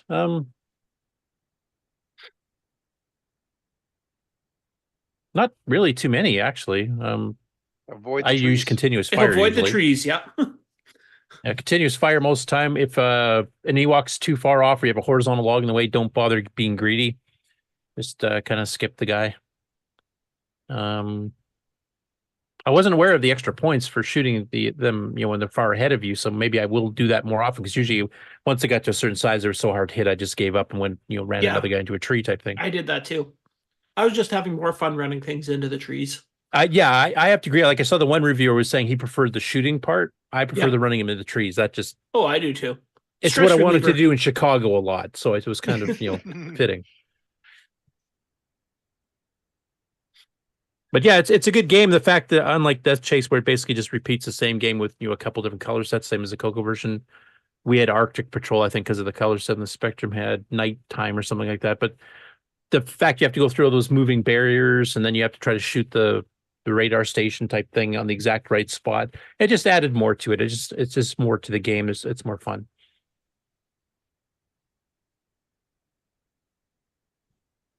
Yeah. So all in all, now you should go a bit into the Game On Challenge at the show, though, because that was a bit different this time around. Like who won that, and how was the reaction there, etc. We definitely had. We had. I don't know how many players. 1, 2, 3, 4. We had 9 people submit scores at the live game, and people played it throughout Saturday, and in the morning Sunday, the winner of the Game On Challenge there, Jacob Moore, he actually sat down and played for about 3 hours. So much so that he was saying afterwards he could still see trees coming at him while he was not playing anymore. So. And what did he win as a prize? He won a Jim Gerrie MC10 cup and some classic Canadian chocolate bars. Which was kind of pointless because he's from Canada. So I imported them down there to give as a prize, and then he imported them right the heck back. So yep. So yeah. And did he have good competition? I was trying to remember which people had asterisks. Like, was there anybody close to him? Yeah, he only beat this. Let's see, Alex Gayer. He only beat him by about 15,000. So that's why he was concentrating the 3 hours, because he might have lost if he hadn't. He didn't. Yeah, he didn't get that score until he earned his score. He earned his score. Yeah, because he played it until he got a score that beat the current champion. And did Alex come by and try to beat it afterwards himself to regain his title, or? No, because it was time to shut it down when he finally beat his score. As a matter of fact, I let it run about a half hour longer than I was going to, just because he was still playing. I was being nice. And of course, you had a secondary thing at the Game On Challenge. You were trying to get people, or encouraging people to play multiplayer games, like 2 or more players simultaneously. Another computer set up there, and unfortunately, I got so involved in doing other things, I didn't get a lot of time to spend at the Game On Challenge table. So I'm not sure how many people actually tried the other games, but I think next year we'll try and set it up a bit better. Yeah, and maybe have a secondary host that can kind of monitor the Game On Challenge. So you can still man your own booth, unless you want to combine the two at your own booth and just stay there. Yeah, we could do something like that. Yeah, if we could put the Game On Challenge booth right beside the Nitrous 9 booth, then I wouldn't have to worry about wandering too far. Yep, and then the people that are bored immediately by Nitrous 9, like Nick, would just hop right over to your table and play games. Exactly. I'm almost steering them towards you. No, it was the first year we tried something like this, so and of course Peter's game would qualify for the multiplayer one too. So there, if you decide to do the multiplayer again, that'd be a good one to throw in. Yep, I mean the multiplayer ones were just they weren't a competition; they were just to I was trying to get people to actually look and see how useful games, how well you can play head-to-head games, head-to-head, or even head-to-head-to-head, or even head-to-head-to-head-to-head games on the CoCo. Yeah, we do have a couple 4-player games. For those who've never played them before, on the CoCo 1 and 2, Karen, author of XWare, did Dungeons, which is another Spectrum port, but it has 2 players on joysticks and 2 players on keyboard at the same time. And Gantlet 2 from Diecom for the Coco 3 also does that, so you have 4 players simultaneously. So you can really get close in with your friends. And don't forget our beta game, Space War IO, at the Coco Fest, which is a 4-player Space War game, which will probably be competitive next year. And can have more than 4 because it's networked. So, well, we only got 4 people. I think the game is only set up to have 4 players right now. Yeah, but I'm just saying because it's a network game, you can actually go beyond. That's not a limit anymore. Yeah, it was networked, so we were playing on different computers all around against each other, all around the entire fest. So we had different computers set up having the game on it. So, which was a good demo, but not quite a game yet. We even managed to get rid of Nitrous 9 on Curtis's computer and put that on. Wow. Yeah, I went away to get something to eat or something, came back, and I've been completely hijacked. It's all gone. Nitrous 9 was gone. Yeah, I was in the middle of actually, fixing the one module everybody's been bugging me about, and you guys shut it off on me. So start over from scratch. Well, we wanted people to have fun at the fest.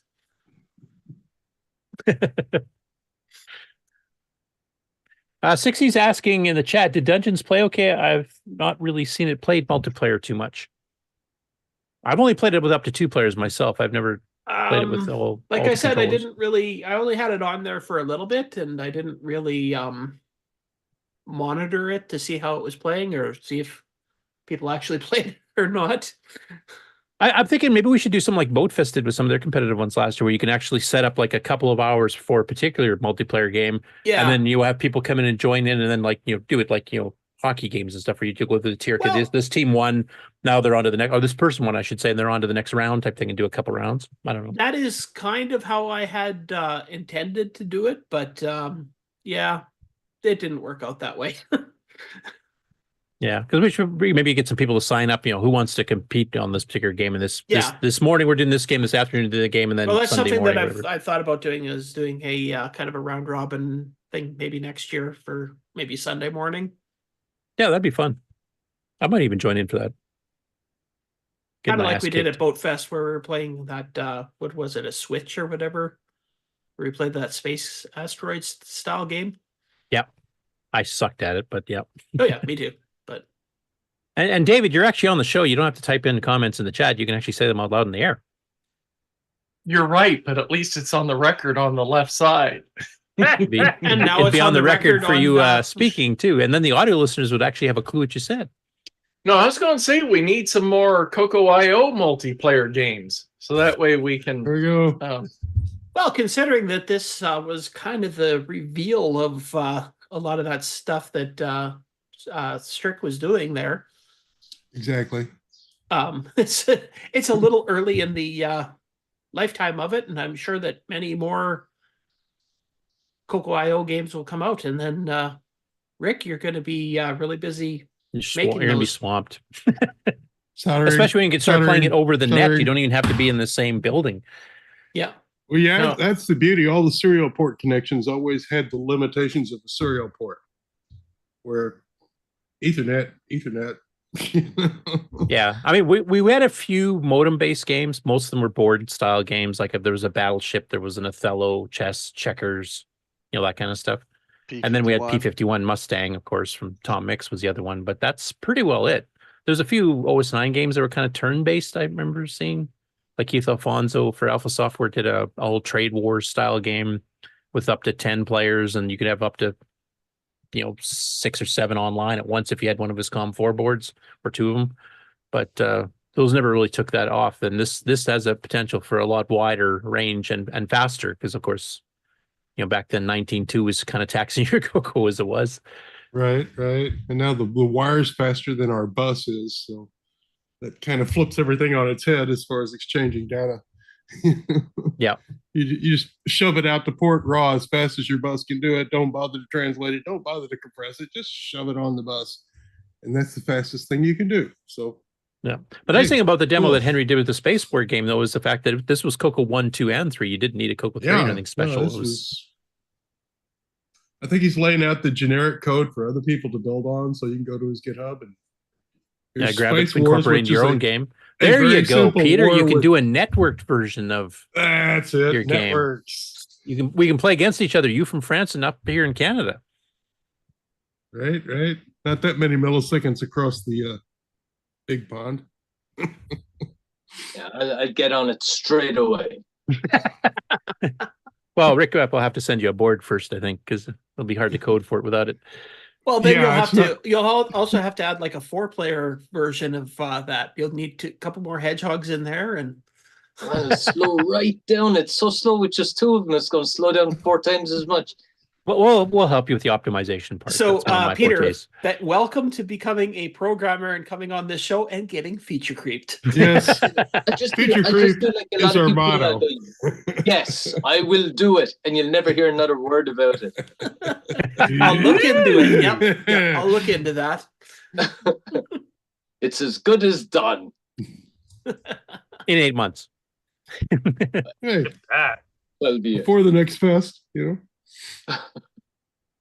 That would be cool though. If we can get a network game that performs well enough over long distances overseas type thing, where we can actually get some of the people from Europe and the UK, et cetera, actually involved with us live, and you have a little chat thing on the side or something. We can actually see each other play and play against each other literally. I want to thank Ken for organizing the Game On Challenge at the fest, and also exploring some new opportunities and new things, like trying to get the multiplayer game thing. Obviously, you're going to have to dedicate a bit more time to it, as you discovered, because there's just too much going on. Yep. And I you had to also hop gotta between thank, 2 different rooms. They weren't even in the same room, the 2 things, your regular table. I got to thank Brian and Sloopy and other people that brought in some hardware and stuff, and whoever donated the mystery box of joysticks that we've never figured out where they came from. That wasn't Brian? No. Oh. I don't know how cool it was then. I thought it was Brian. A box of joysticks showed up on the table, and so we used them. They weren't PCjr ones, were they? No. There's a little bit of everything in there. There's the pistol grip, the deluxe, Black Beauties. Cool. I'm looking forward to what Ken's plans for next year, because I think he had some really good ideas this year. Just need to make it so he has enough time to actually kind of keep track of it all. But running between the main room and the auxiliary room just to check on the Game On Challenge and run back, plus with seminars and stuff to attend, there's just so much going on. Yep.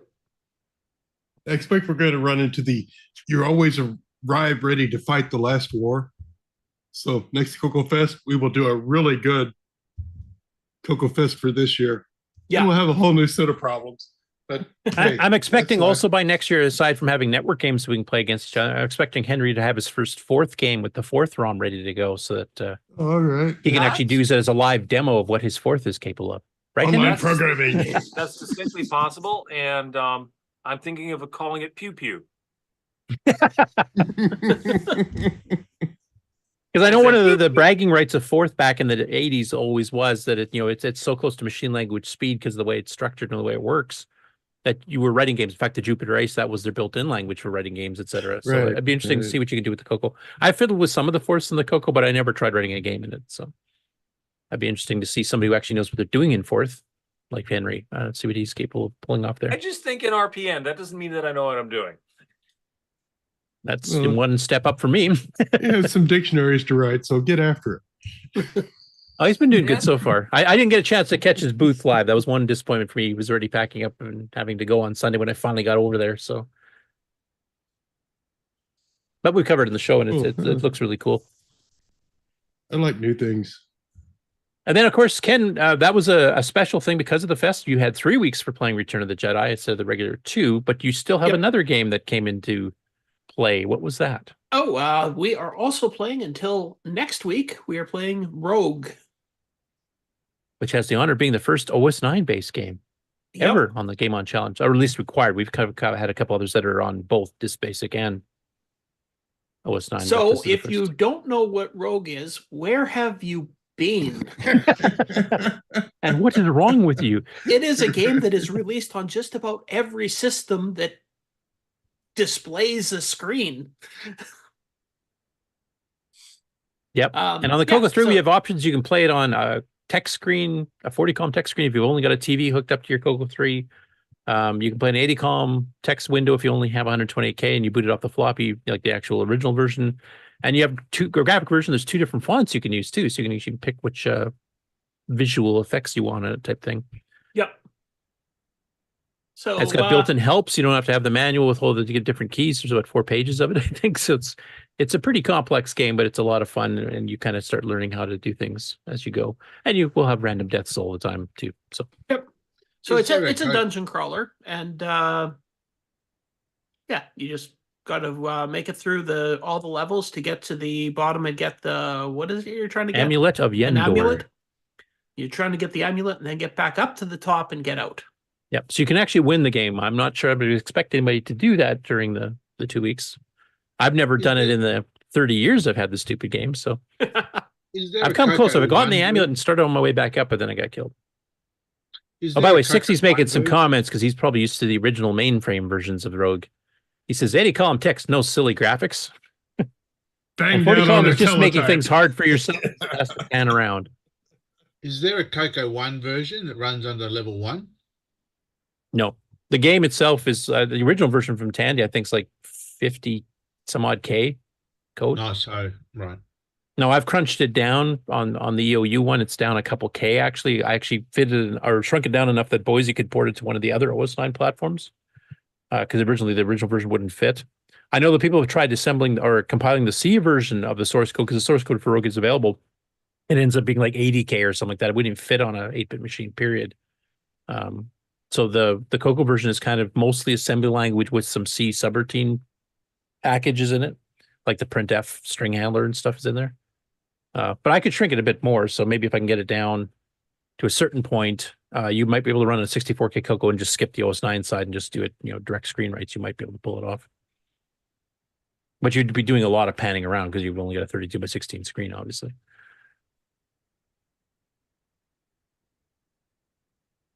All right, if you guys watch the Game on Challenge live, which Ken will be getting into shortly, I did do a very brief explanation of how to, if you want to switch the font, if you want to try out the alternate font. And that's a segue for Ken for the live show. Okay, so that was okay. I'm just trying to find. I guess here's the part where Curtis is talking about doing the thing. So you got to go back and watch it. It's at about an hour and 23 minutes into the thing. Yeah, the dramatic reading took quite a while for this one because it's a big manual. That's what I was just going to say. It's a very long, complicated manual. It's, as I said, I included screenshots of 4 pages worth of commands. And I skipped those. There's a lot of things that you can do in this game, just command wise. So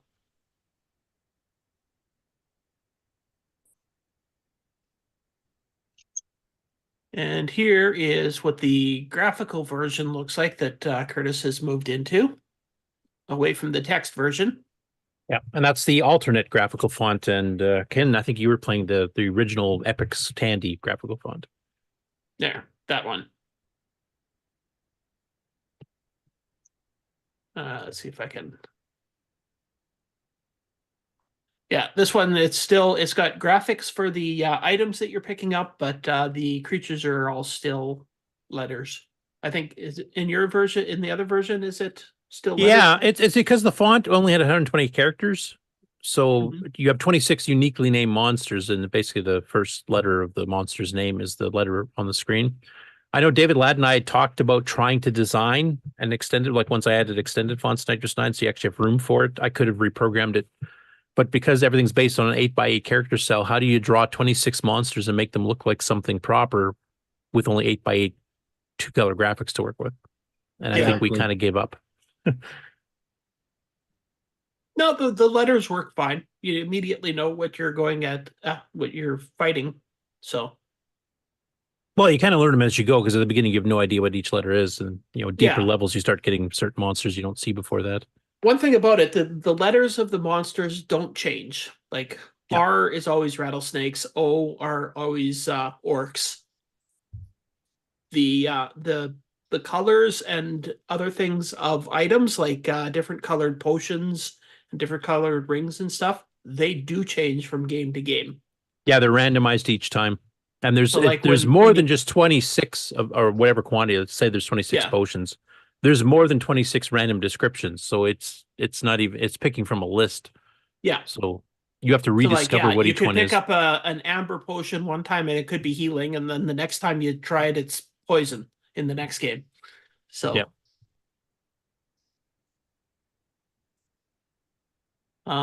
yeah, so mostly people were playing Rogue on the Game On Challenge there.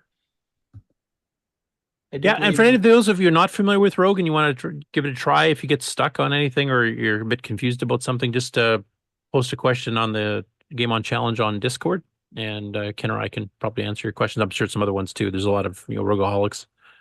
Yeah, like one of the things is that you'll often be on a level where you can't find the stairs. That's because there's going to be a secret door somewhere. So you have to search, and you don't always find the secret doors the first time you search. So Yeah, then you use the number keys to do a multi-search, like 9S will search 9 times. Yeah. And, it's quite involved, actually. Like, once you fully get into it, that's one of the reasons I really like it, because it's complex enough it almost feels like a D&D game style thing. yeah. And I don't know why Nick hates the game. He finds it boring. In fact, he Oh. gave it a rather scathing review, if I remember, which hopefully you can find for next week's show.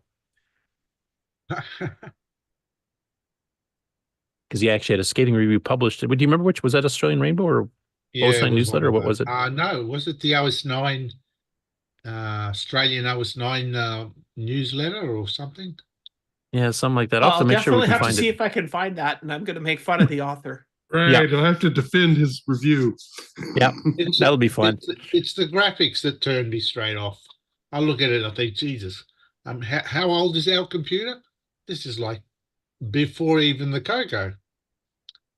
I find it ironic too that like Nick, you find the graphics are kind of like plain and dull because it's just a straight 2-color font, and yet 60's complaining you don't need graphics at all. It should all be in text mode. Yep. Right? Yeah.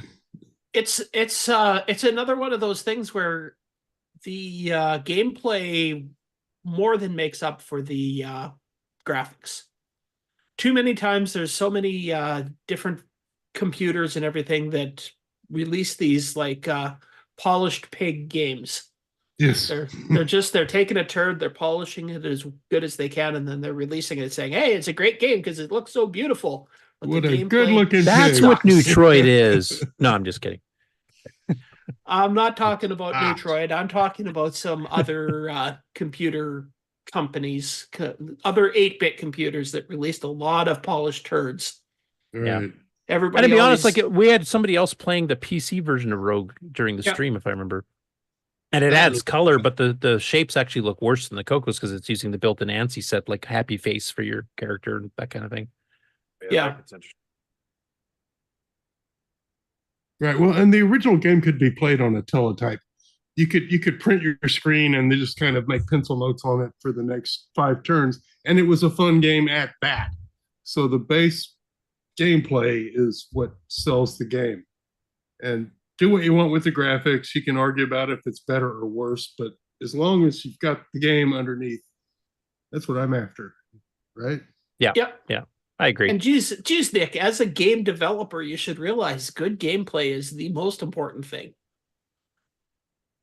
He's just not into this type of game. He's not into RPGs Oh, I know he's or not into this Ultimas type of or. game. Yeah. Well, okay. He suffered brain damage when he was young, I guess. That's the only explanation I have. But yeah, he's just not into this. Maybe if we have Dwarf Fortress ported to Coco, he might think differently. I don't know. I don't know either. Never heard of that game. He's more of the arcade or die style. Ah, okay. Fair Well, that makes enough. sense. From an artistic point of view, it's terrible. How about gameplay wise? I think you've mentioned before this is just not the type of game you ever really Oh, the got game into. would be good, but I thought, well, you've got to have some. It's got to be visually and audibly, at least, better than what this is. Something like the Fireflies game. There's some high praise for you, Peter. Yeah. Apparently your game is better than Rogue. Well, I will admit the sound in this is rather yeah. crap. I mean, this is a game where it's more about imagination than it is about. Yeah. The gameplay is fun. Like I The really don't gameplay's care if fun, it's in but I text mean, mode I or grew up graphics mode. playing a lot of games where it was more about imagination than it was about the actual graphics and stuff, like Wizardry and Might and Magic, the original ones, and the Gold Box TSR games. I mean, they all had a lot of imagination involved in playing. But I got a question for Nick. Did you ever get into text adventure games, or is that something else that just is too boring for you to Back in through? the day, I did play 2 or 3 adventure games, but yeah, you get bored of them after a while. Yeah, I just think that this type of game is just not your forte. I need period. something that's a bit of graphics and preferably some sound as well. You know, to me that's the whole package.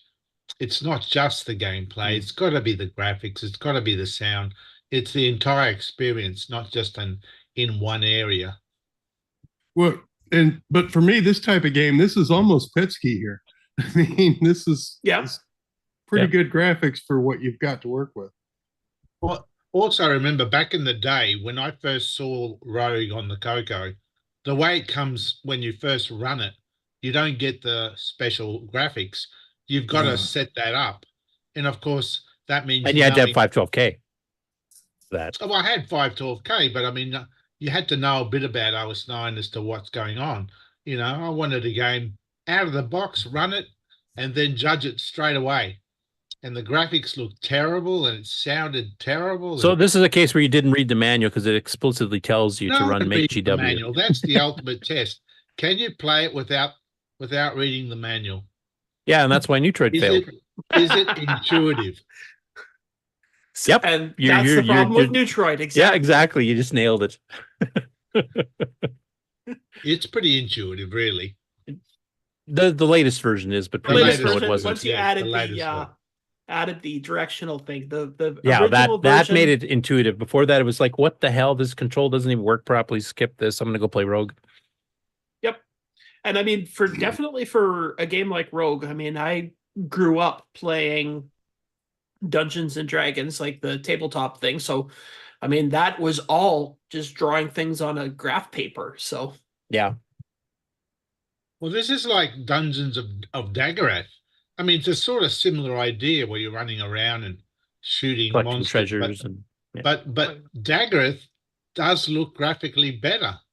Yeah, and that one it's also got the real time element too. I mean, there's a bit of real time in Rogue. Like if you just sit there, it will keep going and monsters will come and approach you, etc. But it's not real time. Right. Yeah. Sound is something that could have improved. I mean, there's literally was a hard-coded routine there just to make it beep.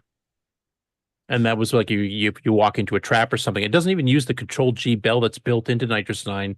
It actually wrote to the PIA directly and created its own little square table wave and stuff. So that's actually, I think, one of the things I ripped out of the EOU version. That saved a fair bit of room because that was totally unnecessary. Because all it does is a single beep, and that's the only sound it ever makes. And there's one built into the Aus, so why not just use it? I like the fact that this game is involved, that it progresses. Like as you get deeper into the dungeon and you get better, the monsters start getting stronger and start having special effects. Like they can start draining your health and draining your life, and the equator can like decimate your armor till it's cursed. And there's a lot of stuff you keep discovering as you're going. They can even drop you levels. I think the vampire drops you actual levels of your character. Like you go from a rogue back to a warrior or whatever.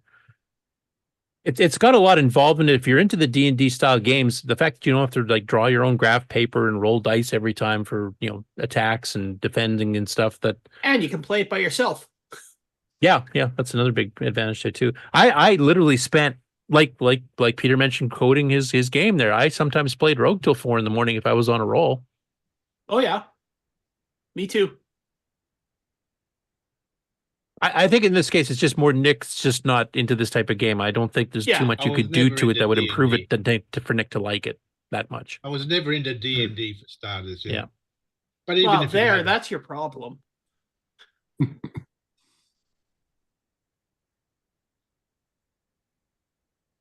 Anyway, aside from Nick's not being into this genre, honestly, if you're into D&D or any of that kind of stuff, I definitely would go give this a check out. It's a lot of fun, and it's built into EOU. Just launch it from the GUI. You don't have to learn any of the commands like Nick was complaining about the make GW batch file. You had to run it on graphics on the original Coco. So if you have 512K Coco 3 and a Coco STC, just download EOU and you'll be able to find it in there in the games directory folders.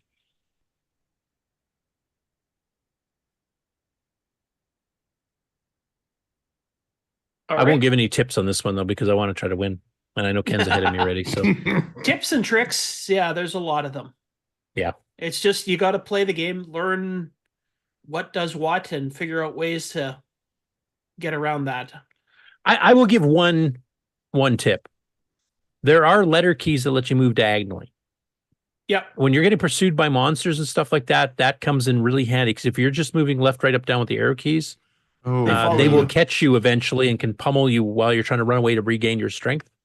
Diagonals will keep you at the same pace as a monster, so you can actually get away as long as you don't run into one in the other direction. And that can be an absolute lifesaver. Or if you're dying of, trying to find food, each diagonal move counts as a single move, not a double move. So you can actually preserve your strength a little bit longer. So I'll give that tip. Cool. All right. So who's interested in what game we're playing this week? For the next 2 weeks. Sure, tell me.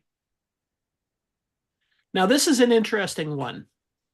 It is a remake that is going to mess with your head. Uh-oh. I don't know. I'm pretty messed up already. Looks Zaxxonish to me. It looks Zaxxonish. Zaxxon. It is Zaxxon, and it is at a different perspective than Zaxxon, and it messes with your head. And, because it's just off center a bit from the original Zaxxon. Oh yeah. So when you're flying through things and stuff, it just messes with your. It's almost horizontal, but it's not. Yeah. Right. It really messes with your perception of flying through stuff and everything if you're used to playing Zaxxon. And I'm sure Nick knows why it's that way. If Peter's still on, he might even know too. I don't have a clue. Because they're doing everything by bytes. Yep, correct. Yeah. And interesting enough, it's from Elite Software, which was much more known for spreadsheets and word processors and stuff rather than video games. Right. So, yeah. CJ Rosland, you might recognize his name, the author. He wrote some stuff for Tom Mix as well, like War Kings. He had an actual regular column teaching assembly language in Rainbow called Charlie's Machine. So he helped teach people a lot of this stuff. And he's been publishing games since like 81, 82 from other publishers. So he kind of got around. This one has pretty good sound in some spots. So there's actually some of the sounds here I like better than the official Zaxxon, but graphic-wise and play game-wise, I definitely prefer Steve's. Yeah, it doesn't play as well, but it's just kind of fun to just mess with you if you're like a Zaxxon player. It does really mess with you. Yeah. But Nick's exactly right. Like having each byte, like 8 pixels, not including the artifacting, and then you shift up one line and then you keep going. So every 8 pixels is one line up. That's why it's such a gradual slope or angle of play versus the original Zaxxon where you have a bit more, calculations needed.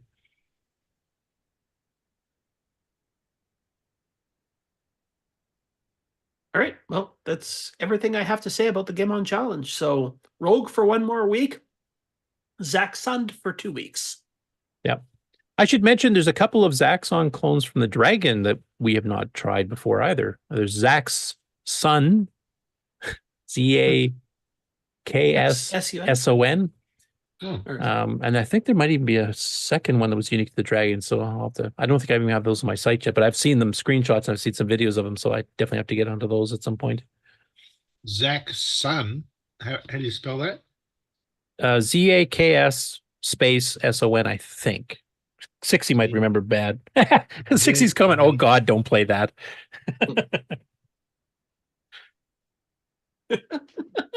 That's all the more reason to have it on now. Exactly. I'll pick it for a week where I'm going to be away and Sloopy has to deal with everybody. Yeah, and just before you leave, just say this was Sloopy's suggestion, then just drop the mic and go. Yep. Zach's son. Okay, I think I must have spelt it wrong. Z-A-K. Yeah, Tom Eric Anderson just put it in because obviously he's from Europe as well, so he's more familiar with that version. And 60's mentioning there was also the Zaxxon clone by the guy from Eurohard. That's the other one I'm trying to remember the name of, but I can't remember the name of it. So there's actually 4 different, well, 5 include Z89. There's 5 versions of Zaxxon on the Cocos and Dragons. Where do I find that one that was just linked? I would assume it's on the archive. The Dragon archive in particular. It might be on the color computer one, but for sure on the Dragon, I would guess.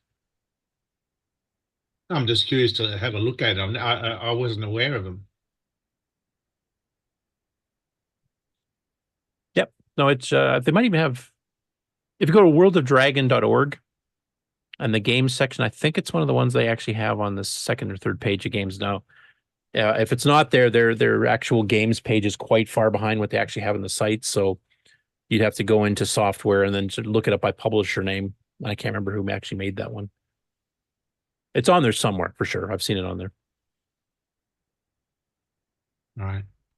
I don't know if I might even have an ad in my One Dragon magazine I have. I'll take a look while Ken's finishing up the Game On Challenge stuff. Oh, we're done. I have nothing else left to say. Well, that's not giving me much time to look this up. Read Come on, Curtis. Improv. We could play the news intro. Yeah, sure. Let's do it as part of the very first story on the news. When you want the latest in TRS-80, Tandy, Dragon, MC-10, and all of their hardware cousins, no matter what it takes, or where news breaks, from around the world to your nation. The CoCoNation News with L Curtis Boyle.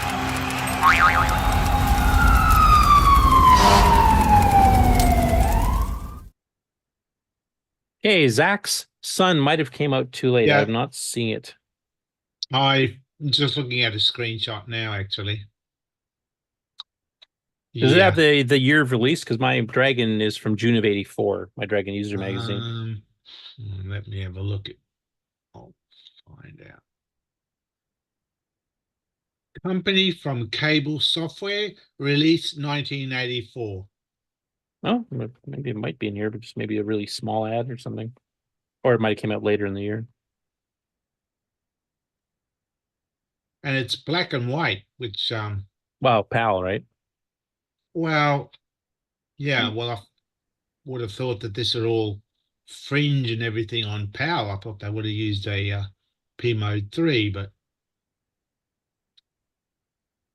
Now, if they wanted the pure black and white graphics, then it is a lot of games did it that way on the the Dragon. screenshots are Like Mooncrest is black and white, for black example. and white, yeah.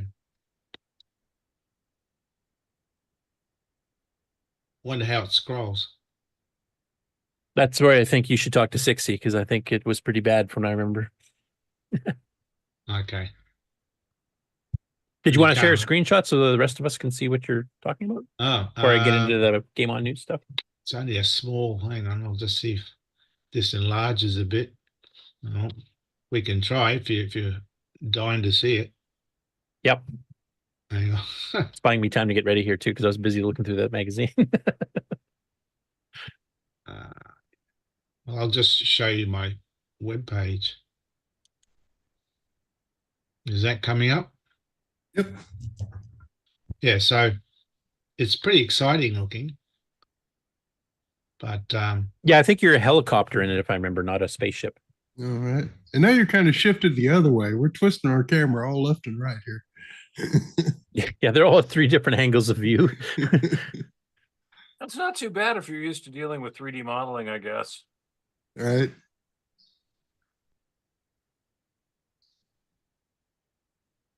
Cool. yeah, So yeah, that's why I'd like to see what it looks like when it's animated. So I wonder how much the spectrum had an effect, because they had that 192 by 168, even with the crappy color, they had really high resolution. So people would be kind of reluctant to go back to a P mode screen and be visibly more blocky when. Yeah, like a lot of the ports that we've seen from the Specky to the Dragon usually either did P mode 3, which dropped the horizontal resolution by half, or they did straight black and white, which is the exact same resolution as a Spectrum, just no color. And of course, they didn't get the artifact colors we got, so they couldn't really cheat like we did. Right. But the Spectrum had raised that expectation that you're going to have 192 across. You just are, because the Spectrum has it. The Specky's, yeah. dirt. Well, Spectrum, like I said, was 256 by 192, but they had the 16 colors to choose from with the background, foreground, every 8 by 8 cell of pixels. Right. But was it 16 colors or 8? It was a lot of colors, but they were the size of a text character. Maybe it is 8. I think it's 8. Okay. It's still greater than 2. Yeah. Right. Little RGB. But because of that 8 by 8 grid thing where you had to program the foreground background coloring, you can only have 2 colors within each 8 by 8 grid. There's also why you had the color bleed, because if you're trying to smooth shift a sprite or something over and it's hitting something else that has a different color, that's when you get the infamous color bleed. Great for platform games. Other than that, not so much. But the idea of resolution. So you got to pick, do I want color? Do I want resolution? Well, we obviously picked color because on a TV, that's fine. But apparently resolution is another option that you could go for. Well, Daggerath, I mean, that I wouldn't have looked any better in color. Yeah. But it looks a lot worse, actually. Yeah. Daggerath actually looks terrible in color. I had a TV with a color killer button on the back. That was a great button. For Daggerath? Oh, absolutely. Yeah. Yep. That's one of the few games that actually, when you got the CM8 monitor, you're disappointed that none of the artifact colors worked anymore. That was one of the games. Oh, it actually looks better on the CM8. It works now. Anyway, we'll continue on with the game on news first. So let's go here. Okay, so there's a YouTube channel called Nostalgia Vault. And they've published a couple of things here, which is going through Kindercomp, which is a series of 6 educational games from Spinnaker Software. And if I remember correctly, I think Tandy ended up selling these. So originally they were directly from Spinnaker. Somebody else can correct me if I'm wrong. I was kind of out of the education market by the time they came out. But they're cute games. They're written in machine language, so they're actually not too bad. I will play just a little bit of a clip. I think there's a little drawing program here where you get to use a joystick to draw type thing. There's some directions here on that particular program. But your main menu for this was 2 credits there. So you can draw pictures, scribble, name, sequences, letters, and match. So some of them are actually more interactive, but not really a game. And then there's others where they are a game, where you have you're trying to beat the timer, to match sequences of things. So I don't know how many of there have actually played these. I'm just gonna take a look. This one I think is just basically some text stuff and guessing or counting number sequences, etc. And you kind of split the video into 2 because he goes through a bit more on the second video. Like this one here, where you're actually, figuring out the next number, and then it kind of builds a sailboat or something over here. If you get the right guess, if I remember correctly. So obviously, you can tell by the sample games here, this is meant for kindergartners. It's for the early development. This isn't for like elementary schoolers or high schoolers or anything. So. But this is one of the strengths that Tandy Radio Shack had. They had a pretty strong education market, maybe not quite as strong as, say, the Apple II, possibly the Commodore later on too, but it was one of the stronger ones. I mean, that's why they made network controllers and everything else for the classroom, like the Network 2.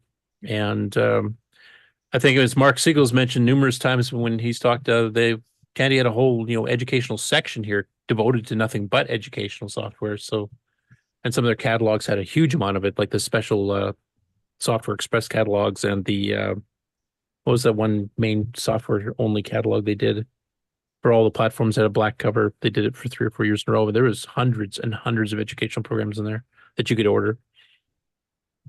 So it's kind of good to see kind of a focus on that, because those types of games usually don't get focused on these days too much. Chronological Gaming covered a couple of CoCo games this past week from October of 1982 release dates. The first one is Protectors by Tom Mix. This is one that's advertised as being Defender-like. It's, I guess, vaguely Defender-like. You can actually switch from flying left to right, so that's not Defenders right off the bat for me. You have ships to shoot. They're dropping bombs and trying to kill things on the surface, so there's a bit of, kind of like picking up the humans thing, but it had a really awkward control scheme. You had to use two joysticks at the same time, and one controlled your up and down movement and firing. The other one controlled a bit of shifting you forward and back as almost like a thrust. It just basically jumped your position over a little bit. I always found it awkward. I don't know if the rest of you, is anybody on the panel here or anybody in the chat played Protectors by Tom Mix before? Because it's not one of their more impressive games to me. We're next going to play on the TRS-80 Color Computer, or the TRS-80 CoCo, and this is Protectors, pluralized, so there must be more Protectors out there. Let's take... That's what I've been here. So this was the entire instruction thing, just one little sheet. And you can see how it shows you how to load. It shows you what the control... You can see the controls, like left joystick controls direction of the laser fire from ships, so firing left to right. Right joystick controls your ship's vertical position on the screen. So like, you have to two-hand this thing all the time, basically. Left fire button is your speed control. Right fire button fires your laser cannons. Both fire buttons together release the smart bomb. It's just I found it so awkward to play. I was not a fan of this one. So you duct tape both joysticks to your leg, and then or a big sofa chair with big armrests. I guess. Okay. Game that Tom Mix Software has published and brought home. And this one is so quirky. To get this one to work, you have to push the joystick in, the right joystick in. I think I have the right one configured. And you have to hold it down for a second. Sometimes it takes 2 clicks to go through that. This one's by Ron Beatty. Way to go, Ron. I love it. That's for some actual gameplay here. For the help. Thanks so much. Because I don't know what so it does have the scrolling mountains, and it does have buildings and stuff in the bottom. And right joystick, and to get this to go in, it just and you got these little ships and stuff flying you, but it's all in one direction. Like you can't turn direction and fly the other direction at all. So it's more like Avenger from Cornsoft or something in that way.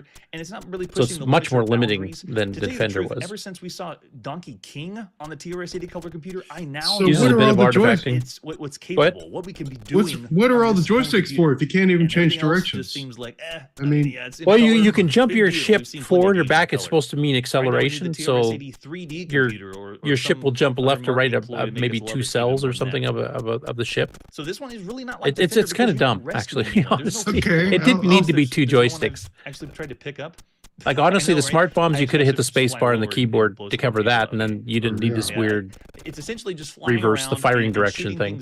You can also go. And you can see it's a little glitchy too, because when you fire off the right side of the screen, the bullet briefly appears on the left. So you didn't even properly check for the screen wrap. It's just got some weirdities to it. It almost feels like it's somewhat unfinished. Where the enemies are located, and we've already seen that with other Defender type games. It's not too bad when you get used to it, but the controls never just set well with me. It just never felt comfortable. Similar to Defender as a shoot 'em up.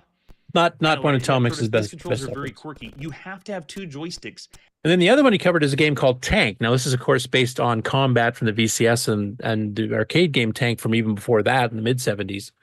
And this is a game written in BASIC, and it was one of the ones from the T&D tape magazine, kind of like Chromoset was. So this got released in their October 1982 issue. And it's for a basic game, it's not too bad. It did have the option for double speed.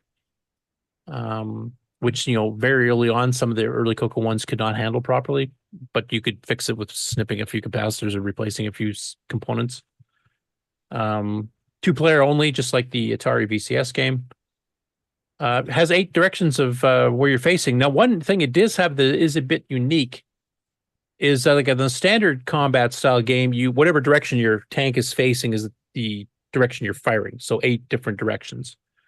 But this also has the option you can actually adjust your shot to be straight in that direction you're facing, or slightly angled to the left, or clockwise, or slightly angled counterclockwise. So you can actually kind of guide the shot a bit more than you can normally.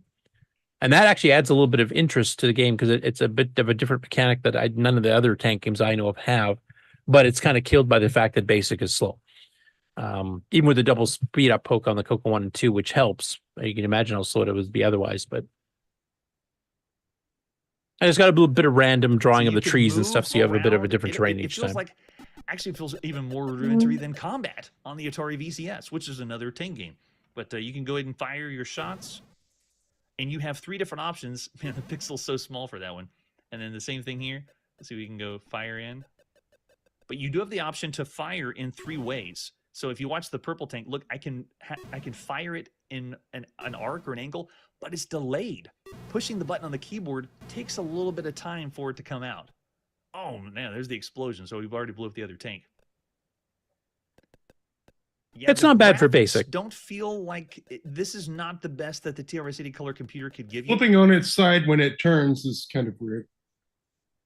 Yeah, it's weird that it changes the Yeah, the perspective not just the kind of- angle, but it changes what view of the tank you have, because it's like top view when you're pointing diagonally, and that's side view when you're like that. Just is weird to me. Like they should have Yeah. kept it one or the other. Probably top view would have been better. Oh well. But I mean, this would have been cheap. I mean, this was sold on a tape magazine that you paid like $6-7 a month. You got 10 programs on it, and you got an entire year's worth for like $70. Oh, and, And they this was threw in the- ML games and then utilities and all kinds of stuff. So you were getting your money's worth here. You didn't have to type the darn thing in. And you were encouraged to fix this obvious bug, and you would therefore learn programming, so they've done their job. Yeah, I did that with one of their other ones. No, it was Chromus at Stellar Empires. I actually did that. I went and fixed and added some features to it. And I know as we'll be covering Richard Kelly, he's been doing the same thing with another T&D game, so we'll be covering that shortly. Next up, Expert Tech, which I believe is the Portuguese site. He's got a real Coco 2 hooked up to an Amber monitor, and he's been playing a lot of arcade games that he does quick little videos on. Most of the time that works pretty good, even on the Amber monitor. Pooyan is not. Pooyan is almost invisible on an Amber monitor. You can see the challenge here. I'll play a little bit. You can kind of see what it actually looks like. But could you imagine trying to play this with the color scheme that an Amber monitor presents?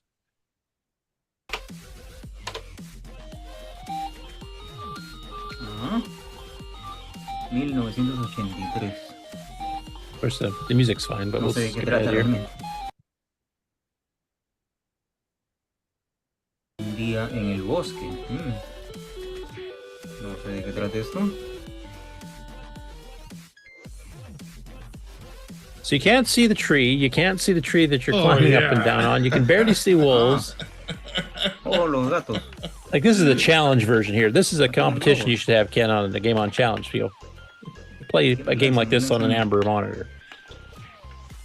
Abajo parecen dinosaurios, pero cuando caen son gatos o no son Because gatos. it's, I wouldn't even try. This would just be too hard. Even if you know what's supposed to be there.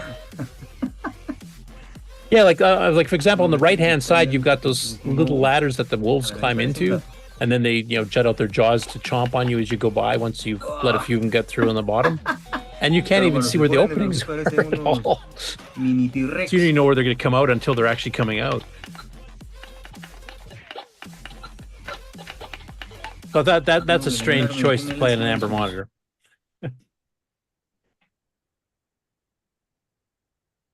And then there's this one, The History of Horus. This is, of course, a UK game that was originally started. It's a whole series, actually, that started originally on the Spectrum, got ported to numerous machines, including the Dragon for the first 2 iterations, which is Hungry Horse, which is kind of an expanded Pac-Man with multi-screens that you go through.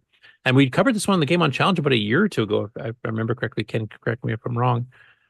And then we also did Horse Did Skiing, or Go Skiing, which actually is a combination of 2 games, which was actually well reviewed at the time in various magazines, because you basically got a clone of Frogger, though harder, and then you actually got a skiing game, because your first part of the screen is to go through and get down to get your skis while crossing a busy highway of stuff, and then you have to cross back again with your skis in your hands, and then you actually go down a skiing slope where you have to like navigate between the flags from a top view. So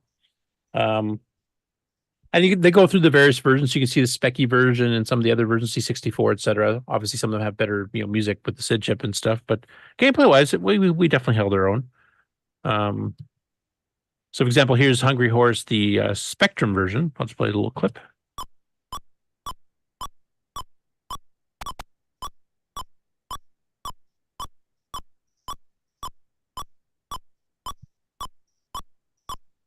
And the Dragon version, I think.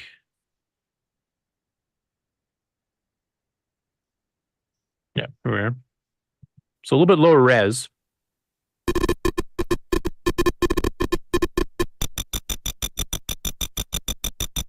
You guys remember this from the Game On Challenge?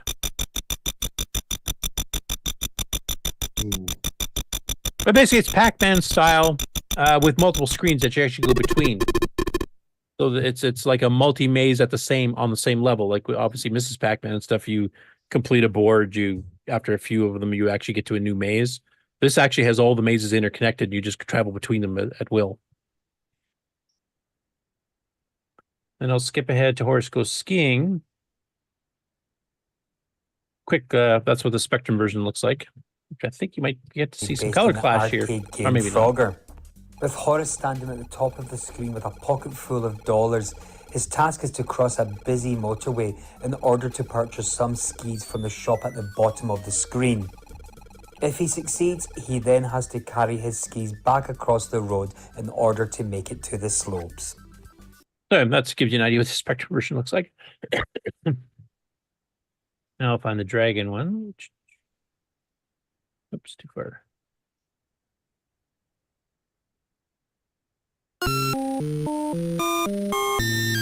I can't remember if we've covered this one on the Game On Challenge before or not.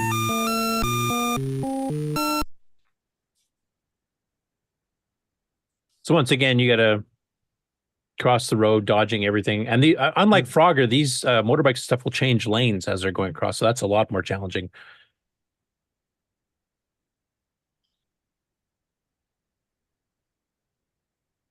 And diagonal movement for your character too. And then here's the skiing part, which actually is fairly well done. You know, don't run into trees. Try to go between the flags as much as you can. So basically, you got two arcade games in one for the price of one. You got Frogger and you got skiing with some weirdly shaped creature. Right, a head with arms and legs. Perfect. Yeah. I didn't see any arms. Oh, they're there.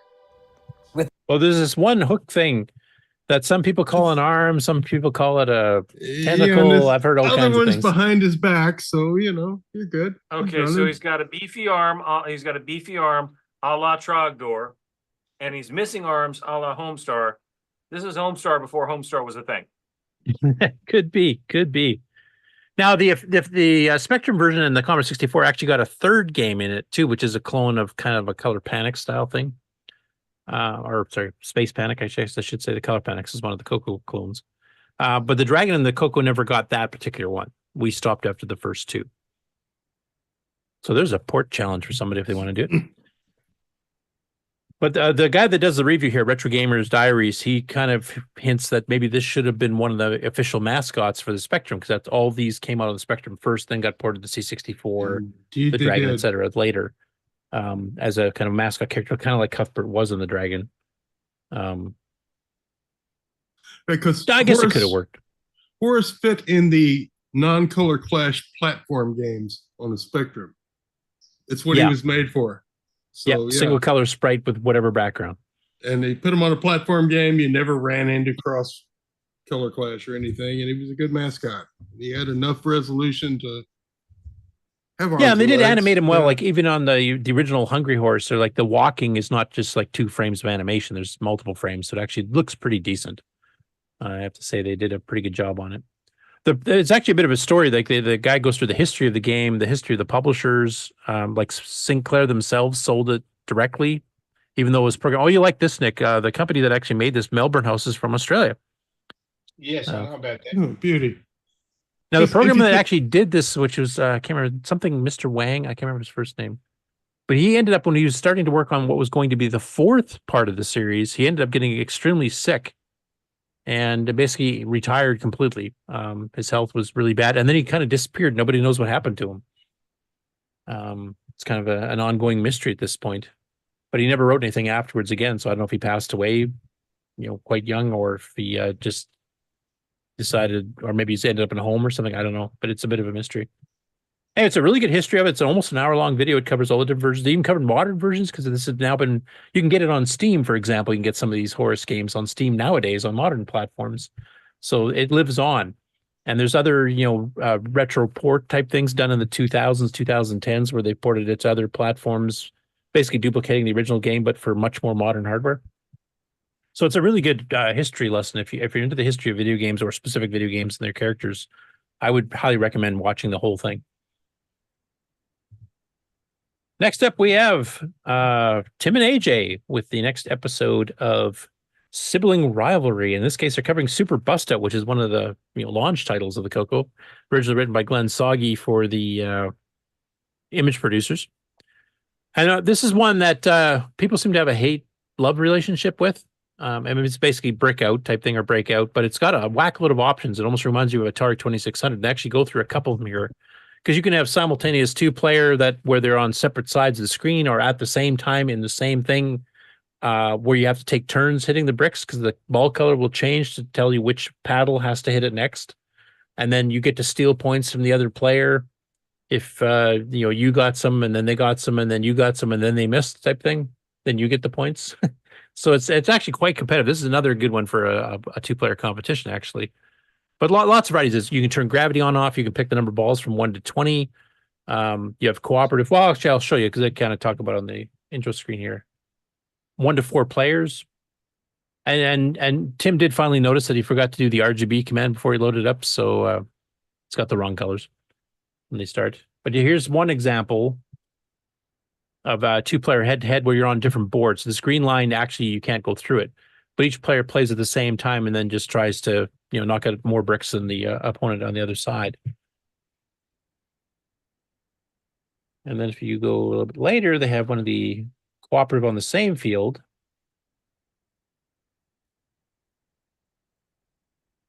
Game. Let's play the other one where we're cooperative. Separate, same. So you can have partners with separate courts, same court. Competitors on separate courts, same court, or alternate between the two. And then you got the different options of the actual gameplay itself. Court You like that? competitors. You like that one? 4. Gravity? No. Mm-mm. You don't like gravity. Let's see. Plus, you had English on it. Like you can move your paddle not just in a single direction, like up, down, or left, right, like the most breakout games. You actually can move it in both X and Y axes. So you can actually hit the ball with a fair bit of force and actually speed it right the heck up, or draw it back slowly and try to kind of catch the ball to bounce and actually slow it down. So there's a lot of English and stuff on it. So that was another thing I really liked about it. Some of them are a bit too hard. Like the really heavy gravity is really, really hard to deal with. You'll hit the ball and it barely goes up and arcs back down again. Was this the game that caused all the controversy in Game On Challenge a while back? With the gravity option where you can't get the ball or hit anything? Ken, do you remember? Or is Ken still around? Yes, it is. Okay, fair enough. That didn't sound like a fond memory you're drudging up there. This was an evil one. I did hear the attempt at being Palpatine in that one, and I must, yeah, cool. Nice. See, what I remember about this game is that Glenn Soggy, when we interviewed him, he mentioned this is the game where he had it basically completed, ready for launch. This is the CoCo launch itself. And then one of the game testers at Tandy found a bug in it. And he had the 4K ROM completely full. I think he had 1 or 2 bytes left, and the bug fix was going to take 8. Jeez. So then he had to go through the entire code and try to compress things down, like try to save a byte here, save a byte there. And by the time he was done, he actually freed up. So he had extra bytes free after he did the bug fix, but then he didn't have any more bugs to fix. So 10 balls. Ooh. 10 balls. That's an alien. But you see, it'll go right through the paddle if the ball color is different than the paddle number. And every time a player hits it, the color will change. Changes. It's like right now, green has to hit. Now the grayish has to hit it. And if you're being competitive and you want to screw the other person up, you can wave your paddle all over the place and go over top of theirs and stuff, kind of distract them so they kind of forget where they are, which they do to each other later on in the video. Like you, oh God, fricka. I can't talk to you. I can't talk and play it. It's a good game, and they actually cover a couple of the different options, which is good because it shows you some of the variety, and they don't go through all of them. There's other combinations you can do. So this is one when it came out in late 1980. I quite liked because it was one of the few games on the CoCo, probably for the first couple of years, where you had as many options. Like the Atari VCS/2600 was quite famous for having a bazillion options on some of your games. Like Space Invaders had 112 varieties, and Combat had 21 or whatever it was. There's a lot of variety of different customizations you can do the gameplay, and this was one of the very few Coco games that actually kind of tried to match that.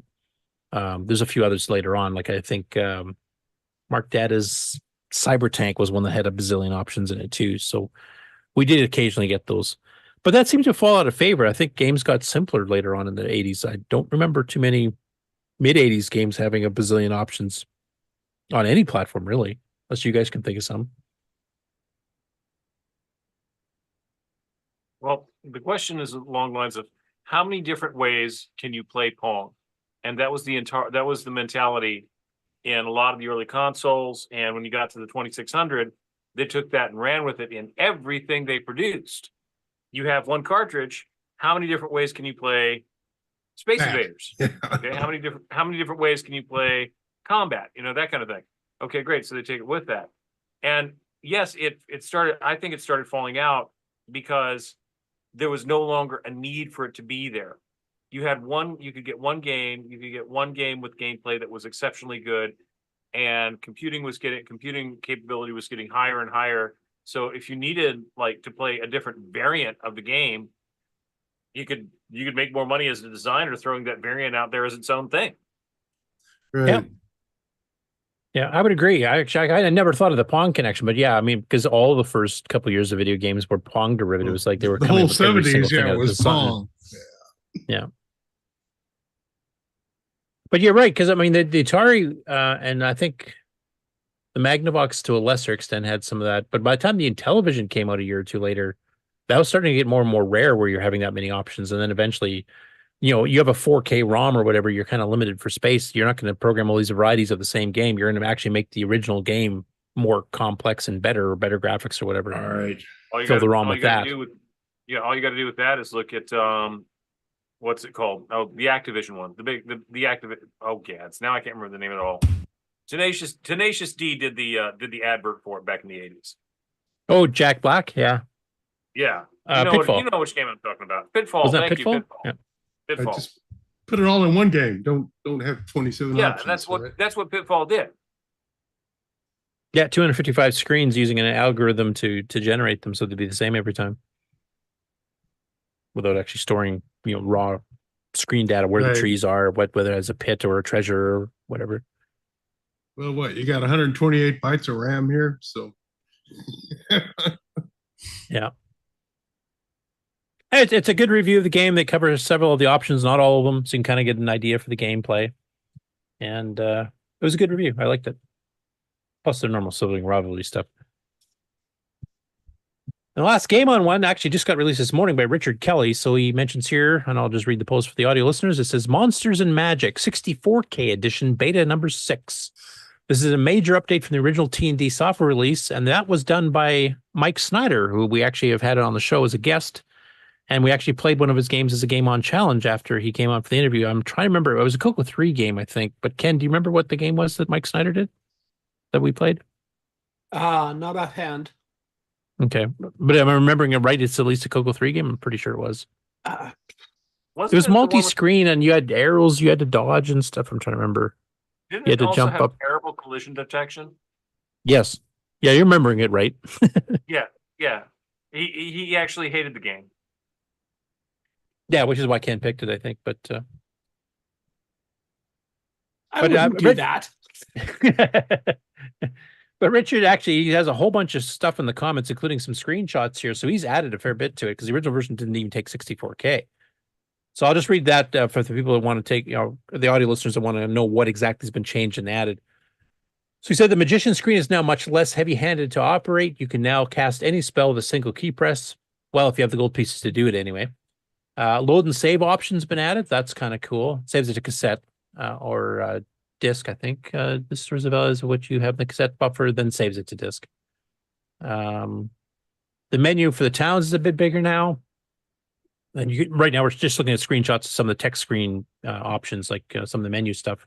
Enter keys used much less frequently now, and then he starts getting a little bit onto some of the actual graphic dumps here, so you can kind of see what the actual game is like. So he mentions key operate options are now surrounded with a box graphic and key repeat, as the instructions now mention, is enabled on the map screen. No need to wear out your fingers moving your army around the map because you had to keep tapping the keys to to move. Then he enhanced the fonts, a couple minor details of some other graphic stuff he changed, but he's done a fairly extensive list of changes and updates to it and additions. So it for those who are into this type of a game, definitely go download it from the Facebook CoCo group. It's beta number 6, so it's still a work in progress, but give him some feedback, and we'll see what the final result ends up being. That covers the game on news, so let's switch over to the regular news, and then I'll do the upcoming shows last, just to be different this week.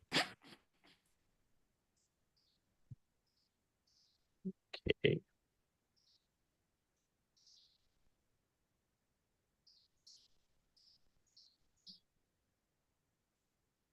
And is Peter still on the show, or did he leave yet? We're all alone. No, I think he's still logged in. Because this is one of the people that inspired him and helped him. Okay. So Coco Town released his next chapter of getting his Moon Patrol done. So I'll play a little bit of it. This is kind of following up on the previous episode where he was having problems with the speed of the scrolling and stuff, would just slow down and speed up at, almost fixed intervals. So I'll let him do the little intro, and he basically, at the end of it, he kind of gets it solved. Hello, and welcome to Game Revolutions, the series where I take a Moon Patrol clone video game that I started writing in high school, and I see if I can improve it now using knowledge that I have gained since then. It's the series that has taken YouTube by storm, with each episode racking up hundreds upon dozens of views. In the last episode, I investigated step by step the performance issue I ran into after adding joystick control back, which caused the scrolling to go slow and then fast and then slow and then fast and then slow and then fast. I highly recommend that if you plan to watch that episode, you watch it now before watching this one, because this one will ruin it for you and reveal all that the cause was, and you should instead enjoy the suspense and watch that one first. But if you don't want to watch that one ever, you can certainly watch this one now, and you will enjoy it just as much or as little as you would have otherwise had you not. So today I'm going to discuss the strategy that I came up with to do things a little different. Anyway, I'll let you watch the actual episode to get what he figured out here. That wasn't quite what I thought it was going to be. It was a little bit of a surprise. So, but yeah, he's definitely making good progress on the game. TRS-80 Retro Programming put up a video too that's not related to any of his current game projects. It was kind of a little side video. And he did it as a simple way to display running total numbers on the graphics screen. I won't play too much of it here. You can obviously just go grab the link from the show notes. And he kind of does, he's doing it with, draw statements, etc. here too for the fonts, which is a common practice. I did that in several of my games, like Ring Quest, back in the day. So it's a good explanation on how to do that as a simple technique using graphics, just plain old basic graphics commands. Next up, Ken, is there any part of this? This is your kind of quick summary of CoCoFest 2024. Is there any bit you want me to play, or you wanted to briefly talk about what you're talking about in the video itself? Or not really. Not really. It's just a general quick look at what happened at CoCoFest. I'm sure there's 100 videos out there that are better than this one. So I kind of left all the recording till right at the end, so people were already packing up and everything when I was trying to get some footage in. So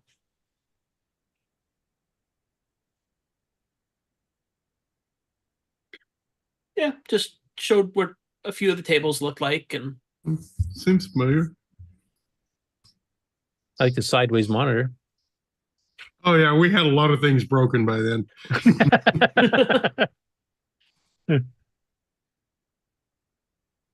So if you want a quick summary of the fest and Ken's opinion on it, you can go check out Canadian Retro Things on YouTube.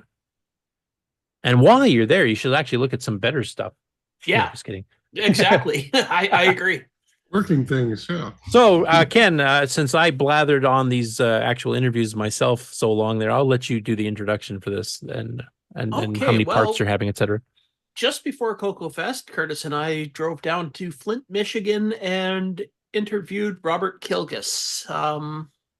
Yeah, so the interview, I've broken it down into 4 parts. The first 2 parts are out. This is obviously part 1, the early years, which is basically talking about Robert's time working with mainframes back in the 60s, up until the point where he first started with the color computer, or no, the TRS-80 Model 1. Yep. Couple So of little it's- highlights I'll show in the first Yeah. episode here. First, this is the picture of the machine he started working on in 1963, I think it was. The Burroughs. 62 or 63. This is his first job after he got out of the army. And, And he was mentioning like remember- these. Oh, Go ahead. I was just gonna say, you may remember last week I showed you that photo of the that piece off this computer from the rectifier circuit. The you know, The that, death diode. the diode, yes. So for those on the video, this shows like a completely room filling computer with, you know, tape drives and stuff, like actual magnetic tape. Each of these panels here, which is like 6 feet tall or whatever, he remembers the first one was just the power supply. That entire thing is just the power supply, and then another one's just the CPU type thing. And it's, you know, just incredible how much stuff has shrunk since the early 60s to now. Well, like, now you've got a computer that fits in your hand in your pocket, like a phone that's like 1,000 times more powerful than this entire room is. And then, like, for these tape drives to work, there was a giant vacuum that pulled the loops down to take the tension off as it jerked back and Yeah, forth. when you snaked it So- through, you had to make sure that loop was properly positioned too. And yeah, it goes down, it comes up, and the vacuum sucks it down so you don't snap the tape. And holy Yeah, smokes. I remember I did use those actually on the PDP-11. And for those that missed last week, here's the There's the death diode. which I think actually, if I play a few seconds here, I think you've actually got a size comparison with Yeah, something. so I just showed that first, and then I showed it with the coffee cup. I did want to do that because it's plugged into your site that you can go order. Where can you order a coffee cup if you want a Canadian Retro Why, Things if you coffee want to cup? order one of those coffee cups, just go to my channel, Canadian Retro Things, and click on any one of my videos, and it is a link is listed at the bottom of the just under the video. As a matter of fact, if you scroll down right now, you can see. There you go. Oh, look at that. And he'll throw in a free diode. No, go down. Yeah, there. But if you also go down without bringing that up, there's pictures. You can just click on the pictures. There. Oh, down here, right. There you go. You can just stuff. And if these prices are scaring you, these are Canadian dollars, so you Those are- Americans yeah, will get they're- it substantially lower than this. Like quarters. Yeah. But yeah, but what is the size of one of these now, Rick?